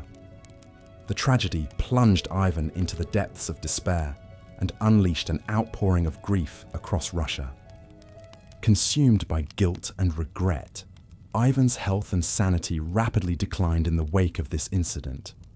He reportedly wailed, and beat his head against the walls, crying out for forgiveness. The once formidable Tsar became a shadow of his former self, so broken by remorse that he was unable to govern his realm. Without his favored heir to succeed him, Ivan was forced to name his younger, developmentally disabled son Fyodor as the next Tsar. As Ivan lay on his deathbed a few years later, he must have reflected with sorrow on the chaos and uncertainty that would follow him. He could only hope that his surviving sons and boyars would find a way to hold the kingdom together. According to a popular legend, Ivan's end finally came while he was engaged in a game of chess with one of his advisors. In the midst of pondering his next move, the Tsar suddenly collapsed from a stroke. As those around him rushed to his aid, Ivan lapsed into a coma and died shortly thereafter. It was a shockingly mundane conclusion to the tumultuous life of one of Russia's most notorious rulers. Ivan IV, Vasilievich, Ivan the Terrible, was laid to rest in the Archangel Cathedral among the tombs of his ancestors. The controversial ruler left behind a complicated legacy. He was a man capable of great cruelty and violence, but also one who sought to unify and strengthen the Russian state. He expanded its borders, implemented reforms, and laid the foundation for the absolute monarchy that would endure for centuries. But Ivan was also responsible for a reign of terror that traumatized his people. Thousands were killed, tortured, and exiled under his rule. The Oprichnina secret police sowed chaos and fear. Many of the Tsar's closest advisors and family members perished by his own hand. One can only imagine the atmosphere of dread and uncertainty that permeated the kingdom. Under his successors, Russia would face ongoing power struggles, foreign invasions, and periods of famine and unrest known as the Time of Troubles. It would be decades before the country regained stability under a new dynasty, the Romanovs. Still, the spectre of Ivan the Terrible would loom large in the Russian imagination, a symbol of the dangers of absolute power. As we ponder the dramatic reign of Ivan the Terrible and the mark it left on history, we see a cautionary tale about the perils of unchecked authority and the devastating toll of tyranny. For all his grand ambitions and early promise, Ivan's life story is ultimately a tragic one of a man consumed by his darkest impulses. Yet even as we recoil at the cruelty and chaos unleashed by this infamous Tsar, it's hard not to feel a pang of pity for the tormented soul beneath the crown. Ivan was a product of his time, scarred by the violence and intrigues that swirled around him from a young age. One wonders how differently the course of his life and rule might have unfolded, had he known more love and peace instead of suspicion and strife. The story of Ivan the Terrible is a vivid reminder of the weight of power and the toll it can take on those who wield it. It invites us to reflect on the qualities we seek in our leaders and the importance of tempering strength with wisdom, compassion, and restraint. Let us hope that the painful lessons of the past can light the way to a future of more enlightened rule. And so, as we bid goodnight to the tumultuous tale of Tsar Ivan IV, we gently turn our thoughts to the other mad monarchs who have captured the historical imagination. From the hills of Bohemia to the halls of Byzantium, rulers through the ages have grappled with inner demons and the heavy burdens of sovereignty. Their stories continue to intrigue us, inviting us to explore the complex intersections of power, personality, and the human condition. Indeed, the life of Eric XIV of Sweden is one of tragedy and cautionary tales. Despite his privileged birth and ascent to the throne, his reign was marked by instability, paranoia, and violence that ultimately led to his downfall. Eric was born in 1533, the eldest son of King Gustav I, who had founded the House of Vasa and broken Sweden's ties with the Catholic Church. As a young prince, Eric received an impressive education, learning several languages, theology, and military tactics. He was described as intelligent, handsome, and charismatic. However, there were also early signs of the mental imbalance that would plague his life. Upon his father's death in 1560, Eric ascended to the throne amidst great fanfare and optimism. His coronation was a grand affair, lasting several days with feasts, jousts, and masquerades. The new king cut a striking figure in his fine clothes and jewellery, with his crown perched atop his head. For a moment, it seemed a golden age was dawning for Sweden. However, trouble was brewing beneath the surface. Eric was deeply suspicious of those around him, quick to perceived threats and slights, even from his own family. He clashed frequently with his brother John, Duke of Finland, seeing him as a rival for power. These tensions would only escalate over time. A pivotal point in Eric's reign came with his ill-fated romance with Karin Mundsdotter. Karin was a commoner, the daughter of a jailkeeper, far below Eric's royal status. Nonetheless, he was deeply taken with her, and in 1567 he secretly married her, elevating her to be Queen of Sweden. The match scandalized the nobility, who saw it as an affront to their status and traditions. The controversy surrounding the marriage only fueled Eric's growing paranoia. He became convinced that Karin's detractors, including his own family, were plotting against him. His behavior grew increasingly erratic, prone to violent outbursts and delusions. He would pace the castle halls late into the night, muttering of conspiracies and betrayals. This simmering instability finally boiled over in 1567 with the infamous Stura murders. In May of that year, several prominent noblemen of the Stura family were summoned to the castle and imprisoned on Eric's orders, accused of treason. After a few days of captivity, Eric suddenly had them brought to him and, in a fit of rage, stabbed Niels Stura himself. The rest of the men were subsequently killed by the guards on Eric's command. The murders shocked the nation and turned many against Eric for good. His brother John, whom he had also imprisoned, managed to escape and began gathering forces to depose the increasingly unstable king. Over the next year, a power struggle raged until finally John's forces captured Stockholm in 1568.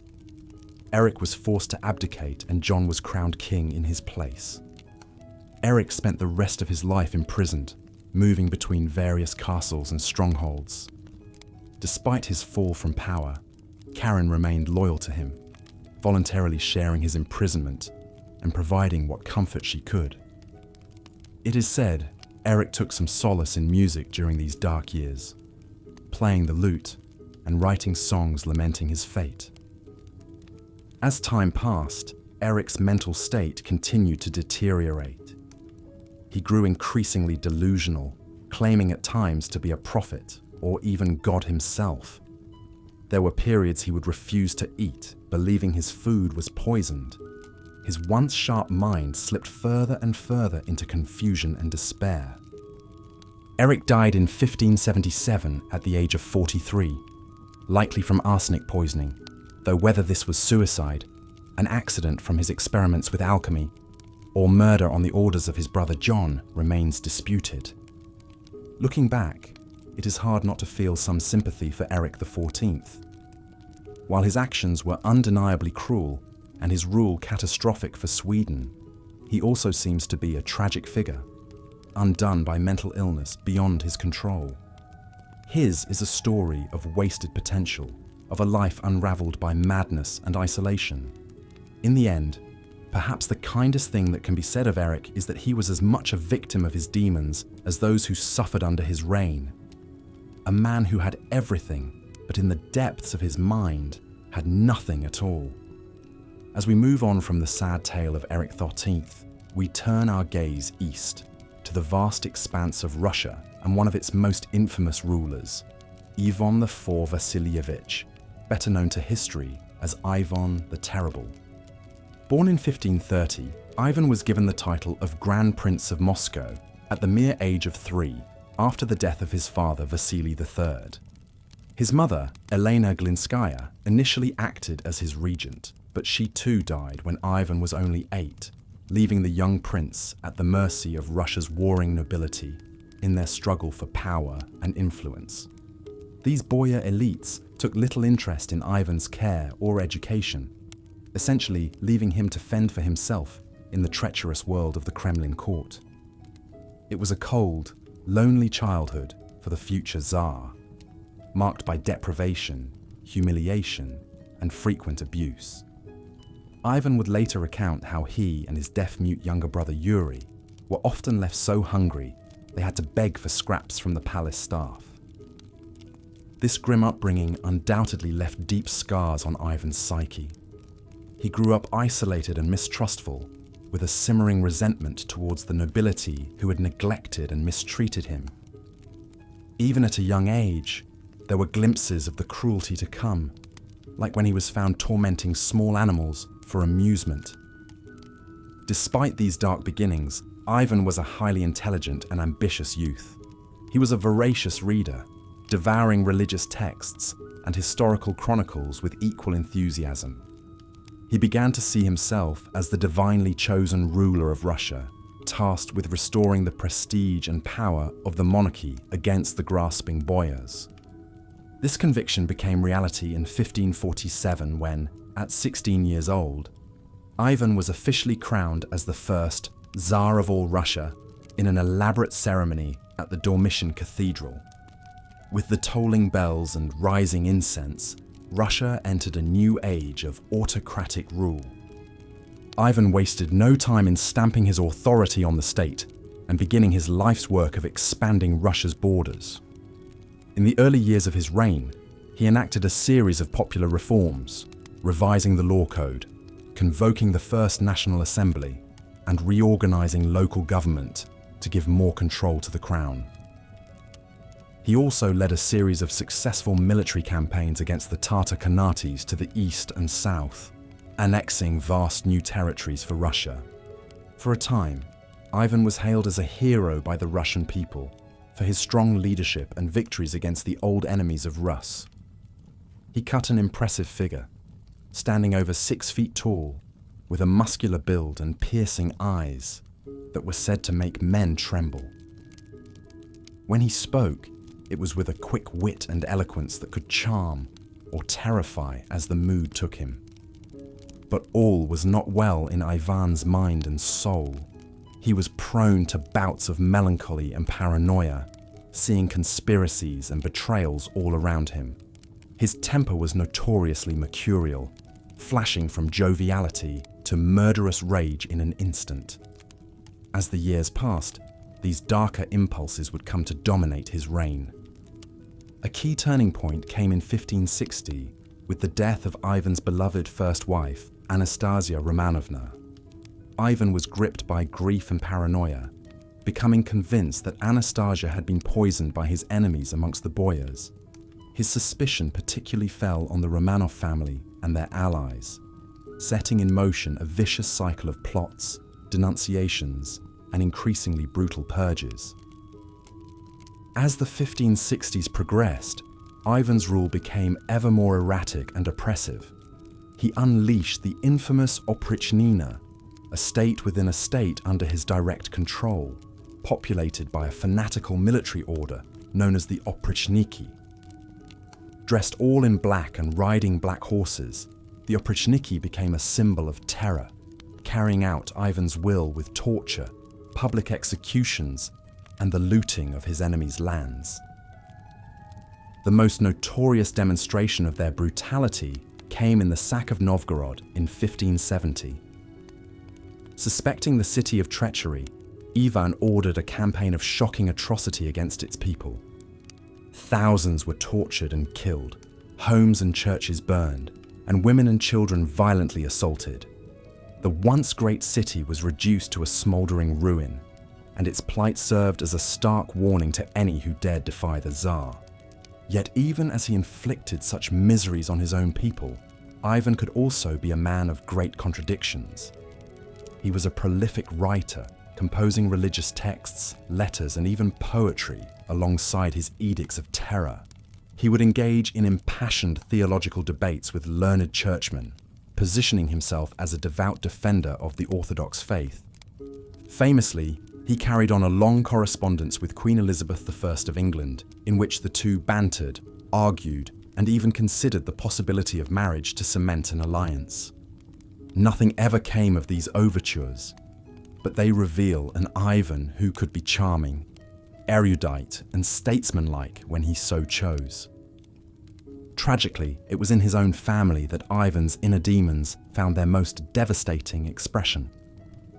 In 1581, in the midst of a heated argument, he struck his pregnant daughter-in-law, causing her to miscarry. When his eldest son and heir, Ivan Ivanovich, confronted him over this, the Tsar flew into a rage and beat the young man, fatally injuring him with his scepter.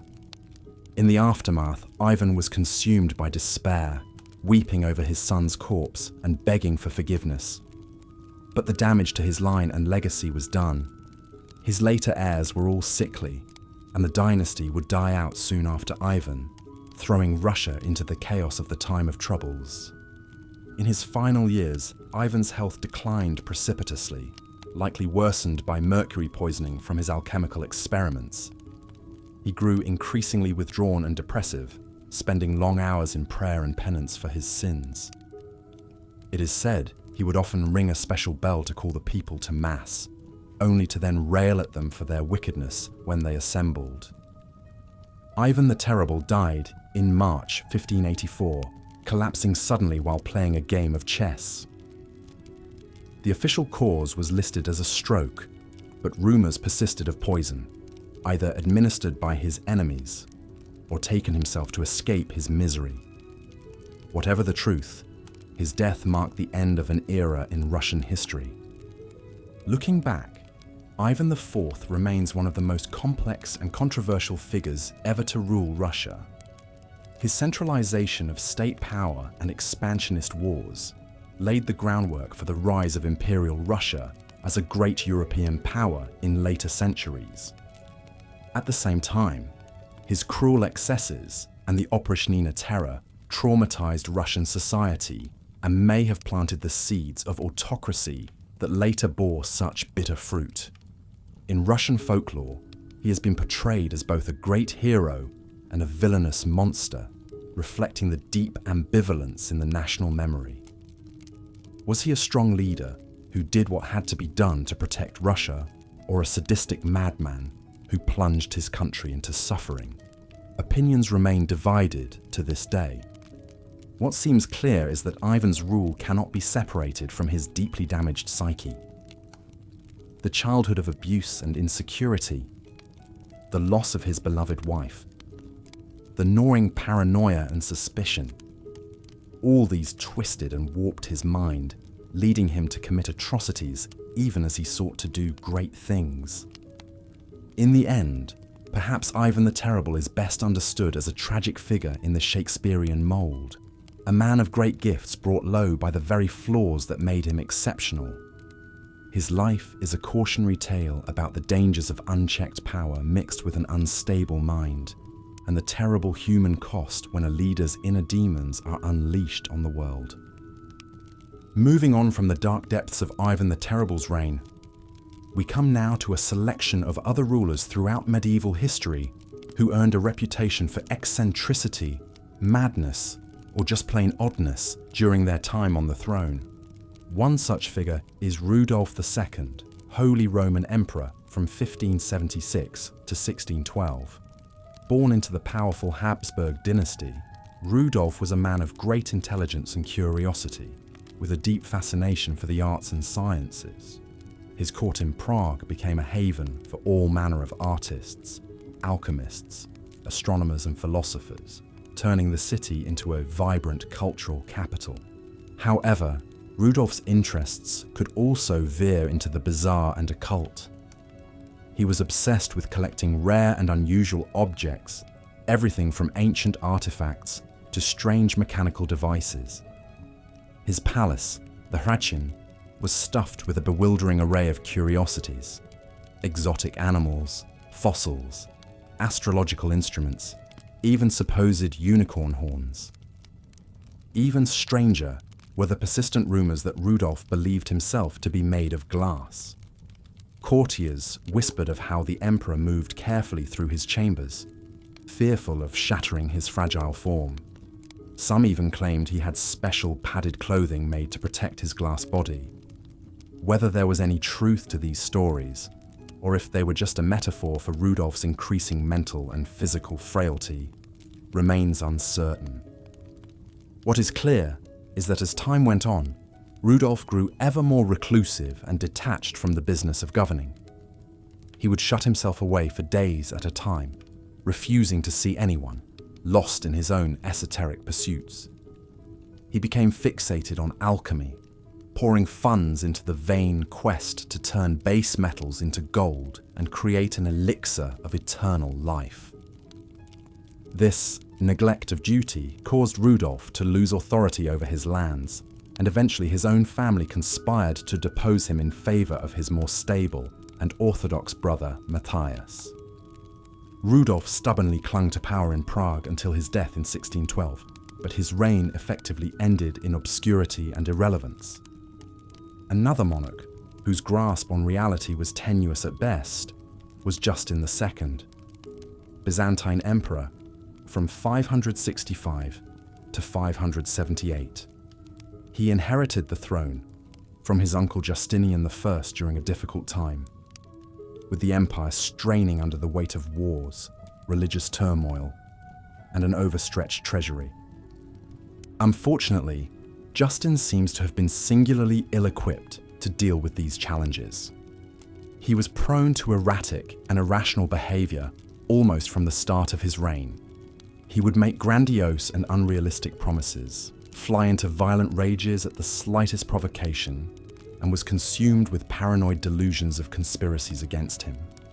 One particularly bizarre episode occurred when a group of Armenian envoys came to the capital bearing gifts for the emperor. For some reason, the sight of these men triggered a breakdown in Justin. He began screaming that they were assassins sent to kill him, ordered his guards to attack them, then abruptly fell to the ground, gnawing at the carpet and foaming at the mouth. As Justin's madness progressed, the business of government came to a virtual standstill. He would alternately appoint and execute officials on a whim, making any coherent policy impossible. At one point, he became fixated on the idea of abdicating and handing power to a randomly chosen beggar as a holy fool. In the end, Justin was smothered to death in his bed, possibly on the orders of his own wife Sophia, who had been serving as regent during his increasingly deranged final years. His successor was the very competent general Tiberius II Constantine, who managed to stabilize the situation and hold the empire together. Finally, we come to Charles II, the last Habsburg ruler of Spain. Charles had the great misfortune of being born into a royal line notorious for its inbreeding, as the Habsburgs sought to keep their holdings within the family by marrying uncles to nieces and first cousins to each other. The result was that Charles was beset by a shocking array of physical and mental disabilities. His jaw was so deformed he could barely speak or chew his food. He was short, weak, and constantly ill with digestive problems. Most cruelly, his mind never progressed beyond that of a child, leaving him utterly unequipped for the demands of kingship. Throughout his reign, Spain was essentially ruled by regents and validos, royal favorites, while Charles remained a sad figurehead. He had a few simple pleasures in life, like playing with his collection of clocks and watching court dwarfs fight mock battles, but he was painfully aware of his own limitations. Once, when a visiting French diplomat tactlessly praised the Escorial Palace outside Madrid, Charles memorably replied, "It is not a palace that belongs to a king. It is a palace that belongs to God, and which is inhabited by a poor fool like me."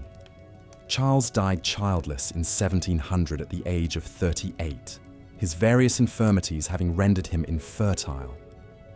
In one last bit of absurdity, the autopsy revealed his body did not contain a single drop of blood, and his heart was the size of a peppercorn.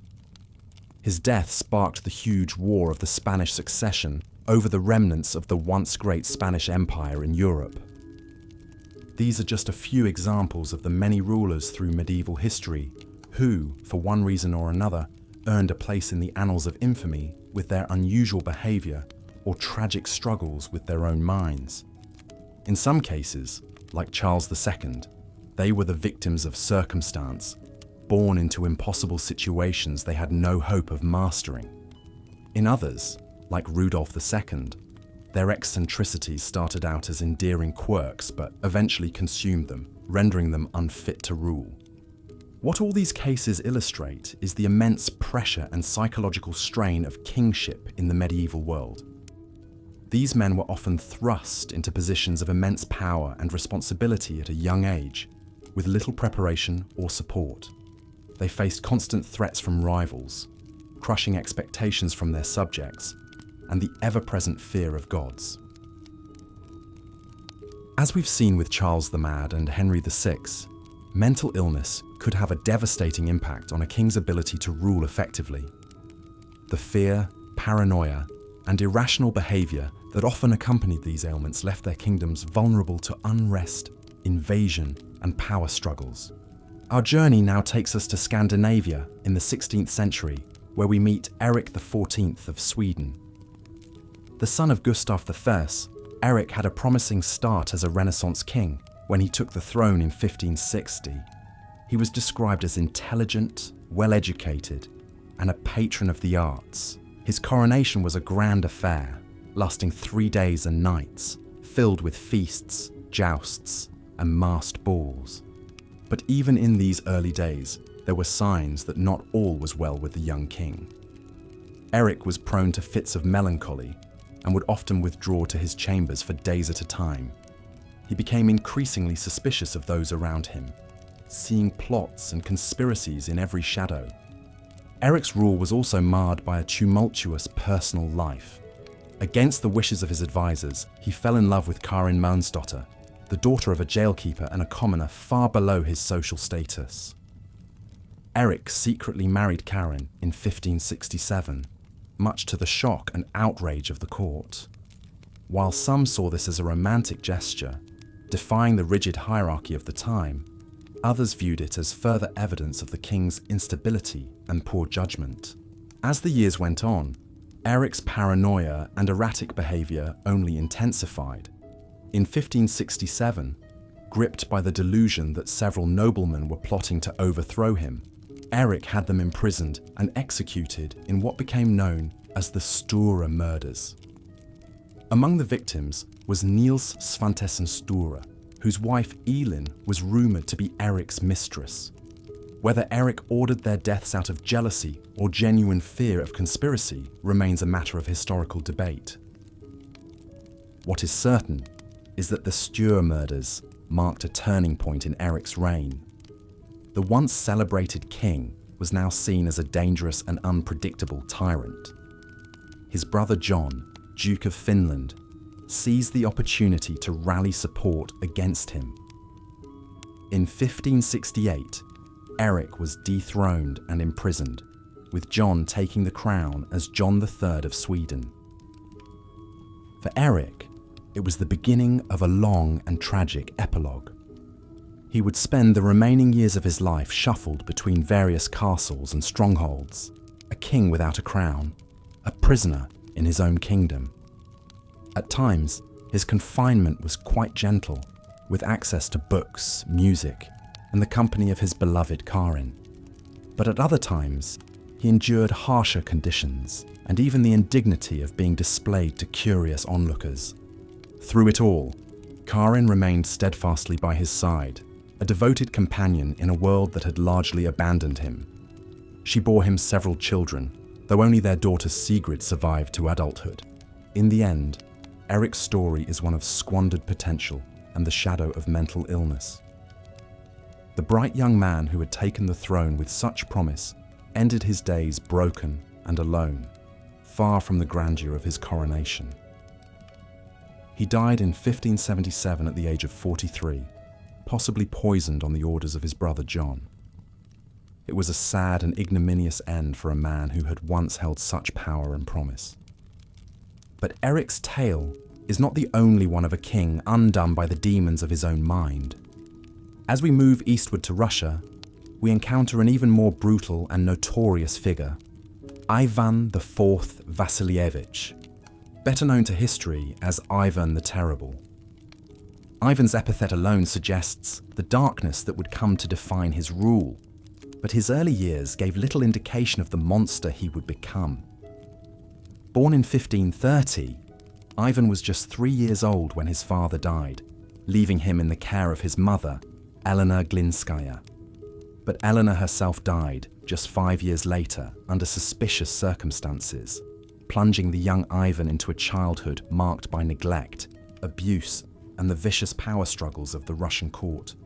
These early traumas undoubtedly shaped the man Ivan would become.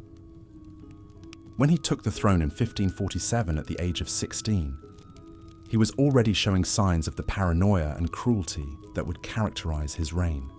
His coronation as the first Tsar of all Russia was a grandiose affair, but it was marred by the execution of several boyars, members of the Russian nobility, whom Ivan suspected of disloyalty. Yet despite these ominous beginnings, Ivan's early rule also showed glimmers of promise. He implemented a series of popular reforms, revising the law code, limiting the powers of the boyars, and even convoking Russia's first parliament, the Zemsky Sobor. He also expanded Russia's borders through successful military campaigns against the Khanates of Kazan and Astrakhan. But these accomplishments were increasingly overshadowed by Ivan's descent into tyranny and madness. In 1565, following the defection of one of his closest advisors to Lithuania, Ivan divided Russia into two parts: his personal domain, the Oprichnina, and the rest of the country, the Zemshchina. The Oprichnina was ruled by Ivan's feared Oprichniki, his unswervingly loyal secret police. Dressed all in black and riding black horses, they became a symbol of terror, carrying out Ivan's increasingly brutal and arbitrary orders. They tortured, murdered, and exiled anyone suspected of treason, often on the flimsiest of pretexts. Even whole cities were not spared from their wrath, as in the case of Novgorod, which was brutally sacked in 1570 on Ivan's orders. But perhaps the most tragic victim of Ivan's rage was his own family. In 1581, in a fit of anger, Ivan beat his pregnant daughter-in-law, causing her to miscarry. When his son and heir, Ivan Ivanovich, confronted him about this, the Tsar struck him with his scepter, dealing a fatal blow. The loss of his heir would haunt Ivan for the rest of his days and cast a long shadow over the future of the Russian monarchy. As Ivan's rule became more erratic and tyrannical, Russia descended into a state of almost constant terror and turmoil. Famines, epidemics, and foreign invasions added to the suffering of the populace.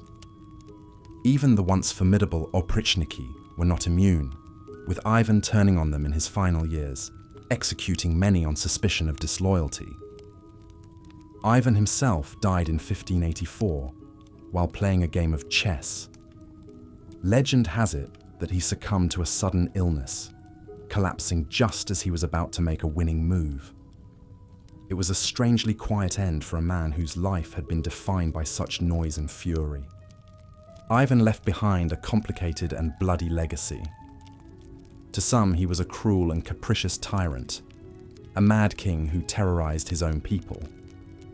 To others, he was a strong and effective ruler who expanded Russian power and laid the groundwork for the future empire. The truth, as is often the case, lies somewhere in between. What is certain is that Ivan's reign cast a long and dark shadow over Russian history. His brutality and paranoia set a dangerous precedent for future rulers and contributed to the idea of the Tsar as an all-powerful, divinely appointed autocrat.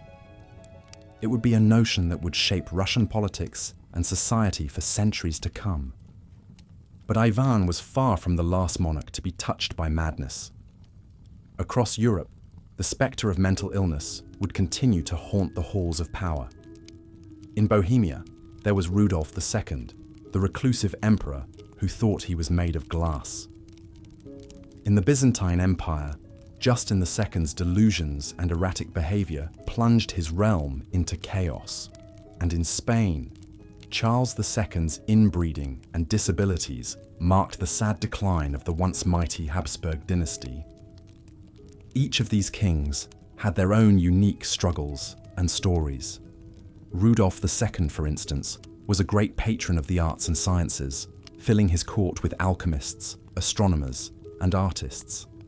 But he was also deeply paranoid, refusing to allow anyone to touch him for fear of shattering his supposed glass body. Justin II, on the other hand, was known for his wild mood swings and grandiose delusions. He once appointed his pet cat as the governor of Egypt and would often run through the palace howling like a dog. His behavior grew so erratic that his wife had to rule in his stead. And then there was Charles II, the last of the Spanish Habsburgs. Born the product of generations of inbreeding, Charles suffered from a host of physical and mental disabilities. He could barely speak or walk and was prone to bouts of depression and fits of rage. His inability to produce an heir spelled the end of the Habsburg dynasty in Spain. These stories, while tragic, also offer us a glimpse into the very human struggles of those who wore the crown. They remind us that even the most powerful and privileged were not immune to the ravages of mental illness and the pressures of their position. In a way, these mad monarchs are a testament to the resilience of the human spirit. Despite their struggles, many of them still managed to leave their mark on history, for good or for ill. They built great palaces, patronized the arts, and changed the course of nations. Their stories, however dark, are an integral part of the tapestry of human history. As we come to the end of our journey through the lives of these troubled kings, it's worth reflecting on what their stories can teach us. Perhaps they serve as a reminder of the importance of empathy and understanding, even for those in positions of power. Perhaps they caution us about the dangers of unchecked authority and the need for limits on even the most exalted of offices. Or perhaps they simply offer us a more nuanced and human view of history, one that acknowledges the frailties and flaws of even the most towering figures. In the end, these mad kings were not just rulers, but men with all the complexities and contradictions that entails. As we lay our heads down to rest, let us ponder these stories and the lessons they hold. Let us dream of a world where power is tempered with compassion, where even the mightiest are not beyond the reach of understanding and mercy. And so, good night, dear listener. May your dreams be filled not with the terrors of tyrants, but with the hope of a kinder, gentler world. May you rest easy, knowing that the mad kings of old are but a distant memory, and that a new day dawns, full of promise and possibility.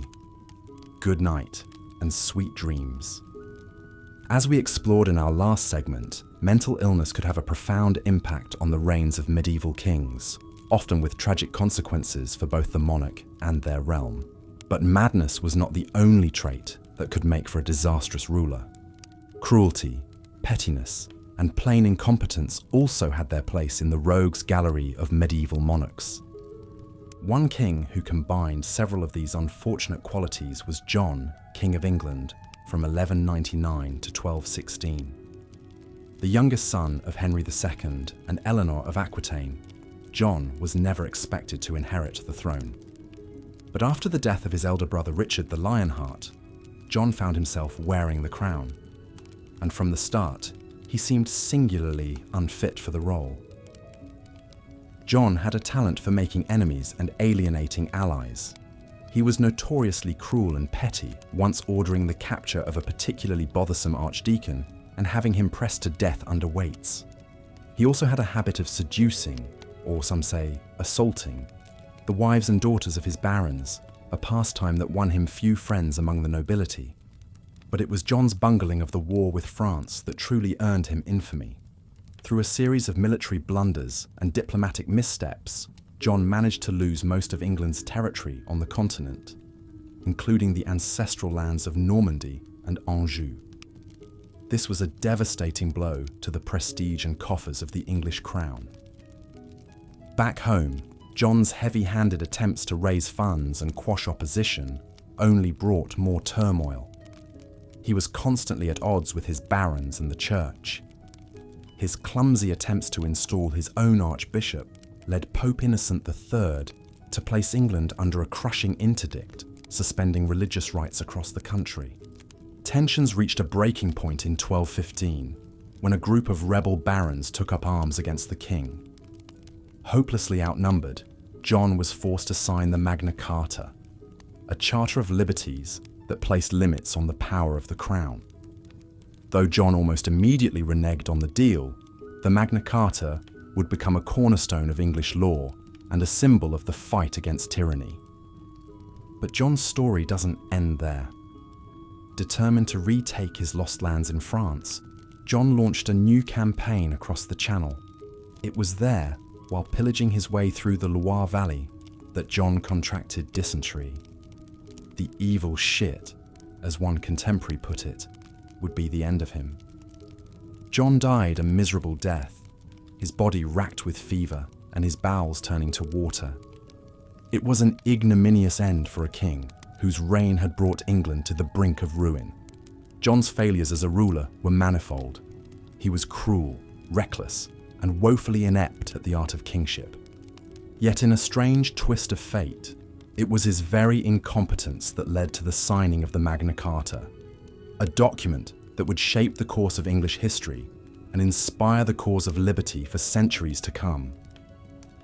As we bid goodnight to bad King John, we're left to ponder the capricious nature of history.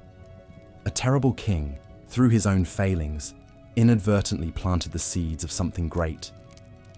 It's a reminder that even in the darkest chapters of the past, there are glimmers of hope and progress. And with that thought, we'll let the sands of time carry us gently off to sleep. Speaking of dark chapters, the next king in our gallery of rogues is a figure cloaked in sinister legend. Vlad III, Prince of Wallachia, is better known to history by his ominous nickname, Vlad the Impaler. His story takes us to the blood-soaked borderlands of Eastern Europe in the 15th century. Vlad was born into a noble family in Wallachia, a principality sandwiched between the Christian kingdoms of Hungary and Poland, and the expanding Ottoman Empire. It was a precarious position, and one that required a ruler as ruthless as the enemies at his borders. In Vlad, Wallachia found a prince who was more than up to the task. From an early age, Vlad had known violence and brutality. As a child, he and his younger brother Radu were sent as hostages to the Ottoman court, a common practice at the time to ensure the loyalty of vassal states. There, Vlad witnessed firsthand the cruelty and casual bloodshed that was a part of Ottoman statecraft. When Vlad finally took the throne of Wallachia in 1456, he was determined to rule with an iron fist. He saw threats all around him, from the Ottomans, from rival noble families, and from anyone who dared to challenge his authority. And he met these threats with a singular brand of brutality that would make him a legend. Vlad's preferred method of execution was impalement, a slow, agonizing death that involved driving a sharpened stake through the victim's body. It was a punishment he meted out with terrifying enthusiasm, sometimes impaling hundreds or even thousands at a time. The sight of Vlad's so-called forests of impaled corpses became a grim warning to any who would cross him. But Vlad's cruelty wasn't just a means to an end. It seemed to be a perverse source of pleasure for him. He reportedly dined among his impaled victims, dipping his bread in their blood. He once had a group of beggars locked in a banquet hall and burned alive, saying he was freeing them from their misery.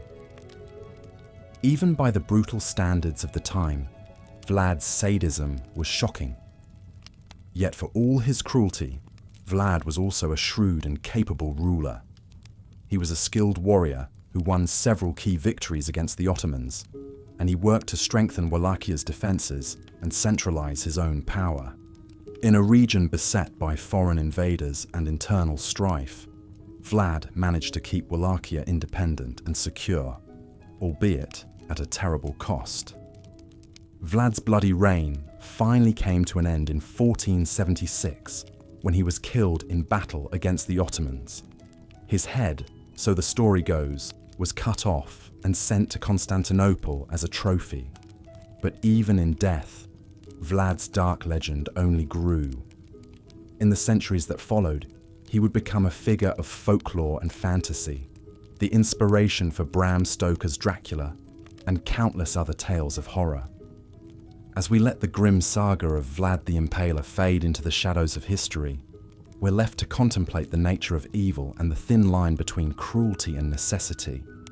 In a time and place where violence was often the only currency of power, Vlad used it with a singular brutality that still has the power to shock and horrify us today.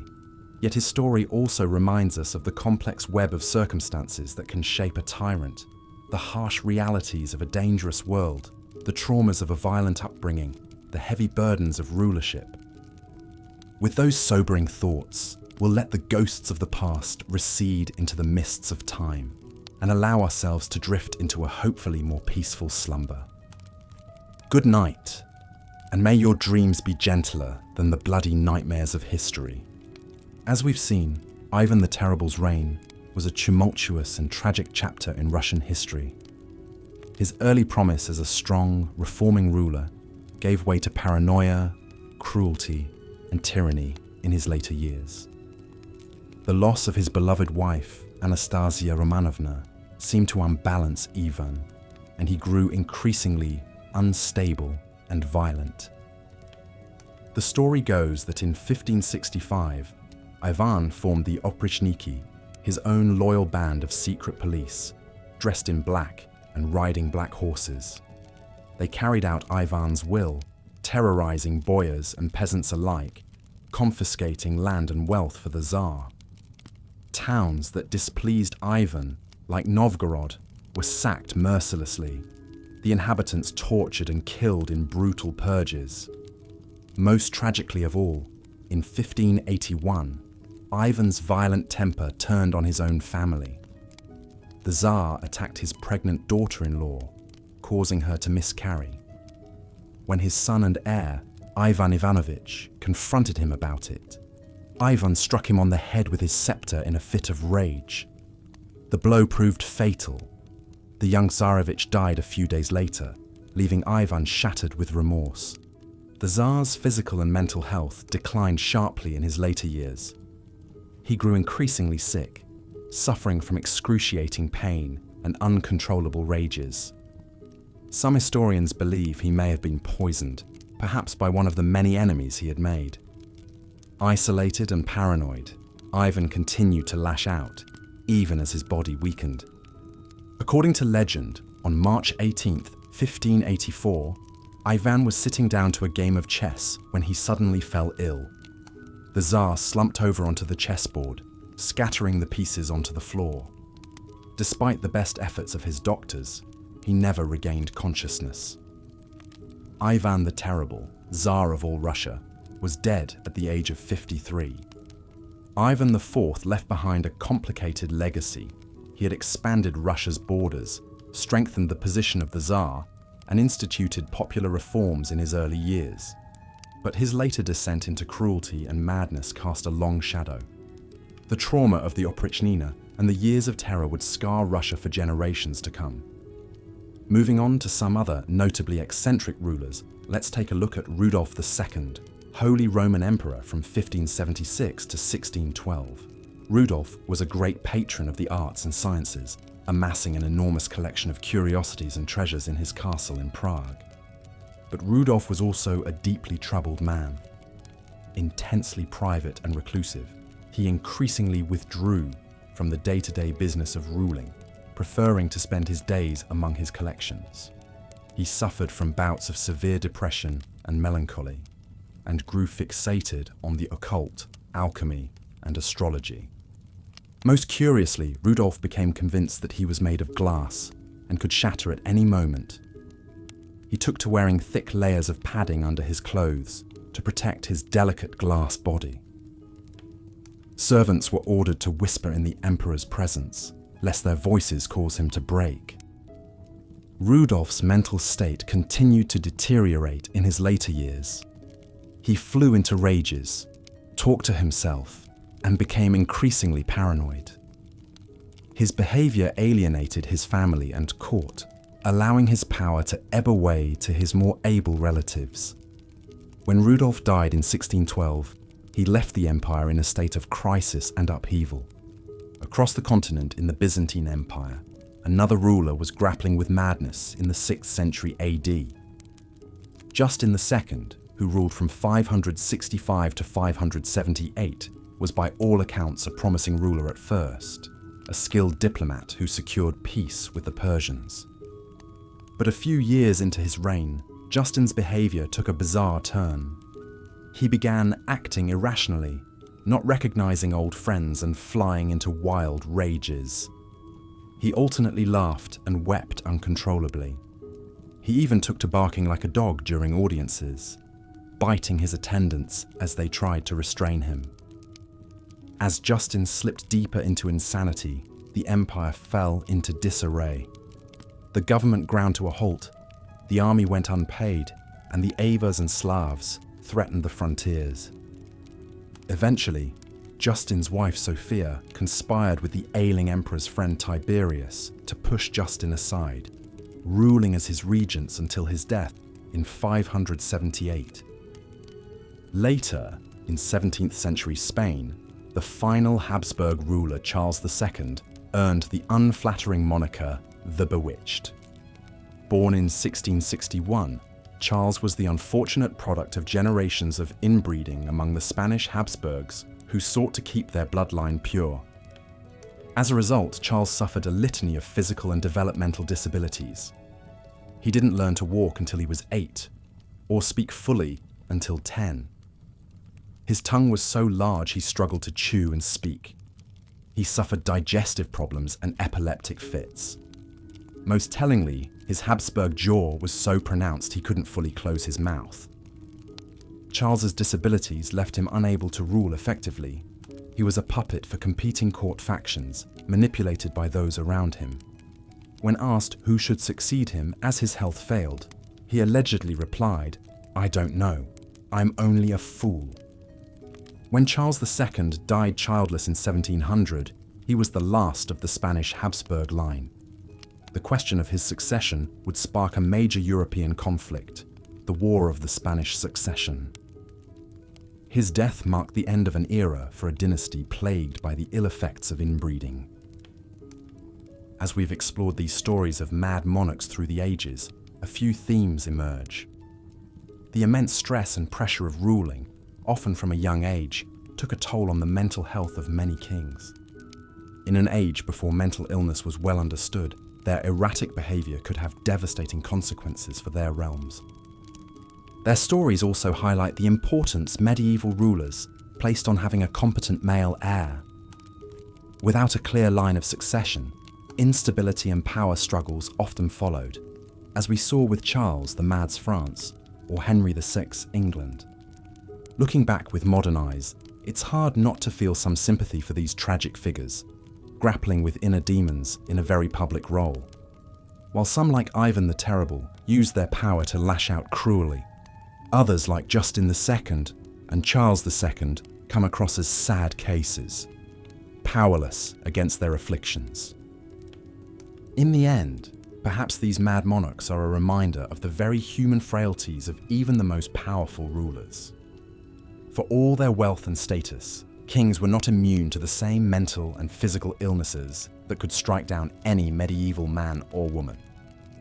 As we finish our journey through these strange chapters of medieval history, I hope these stories of mad kings and ill-fated reigns have been an intriguing peek into the complex lives of rulers past, with just enough drama to keep you from nodding off completely.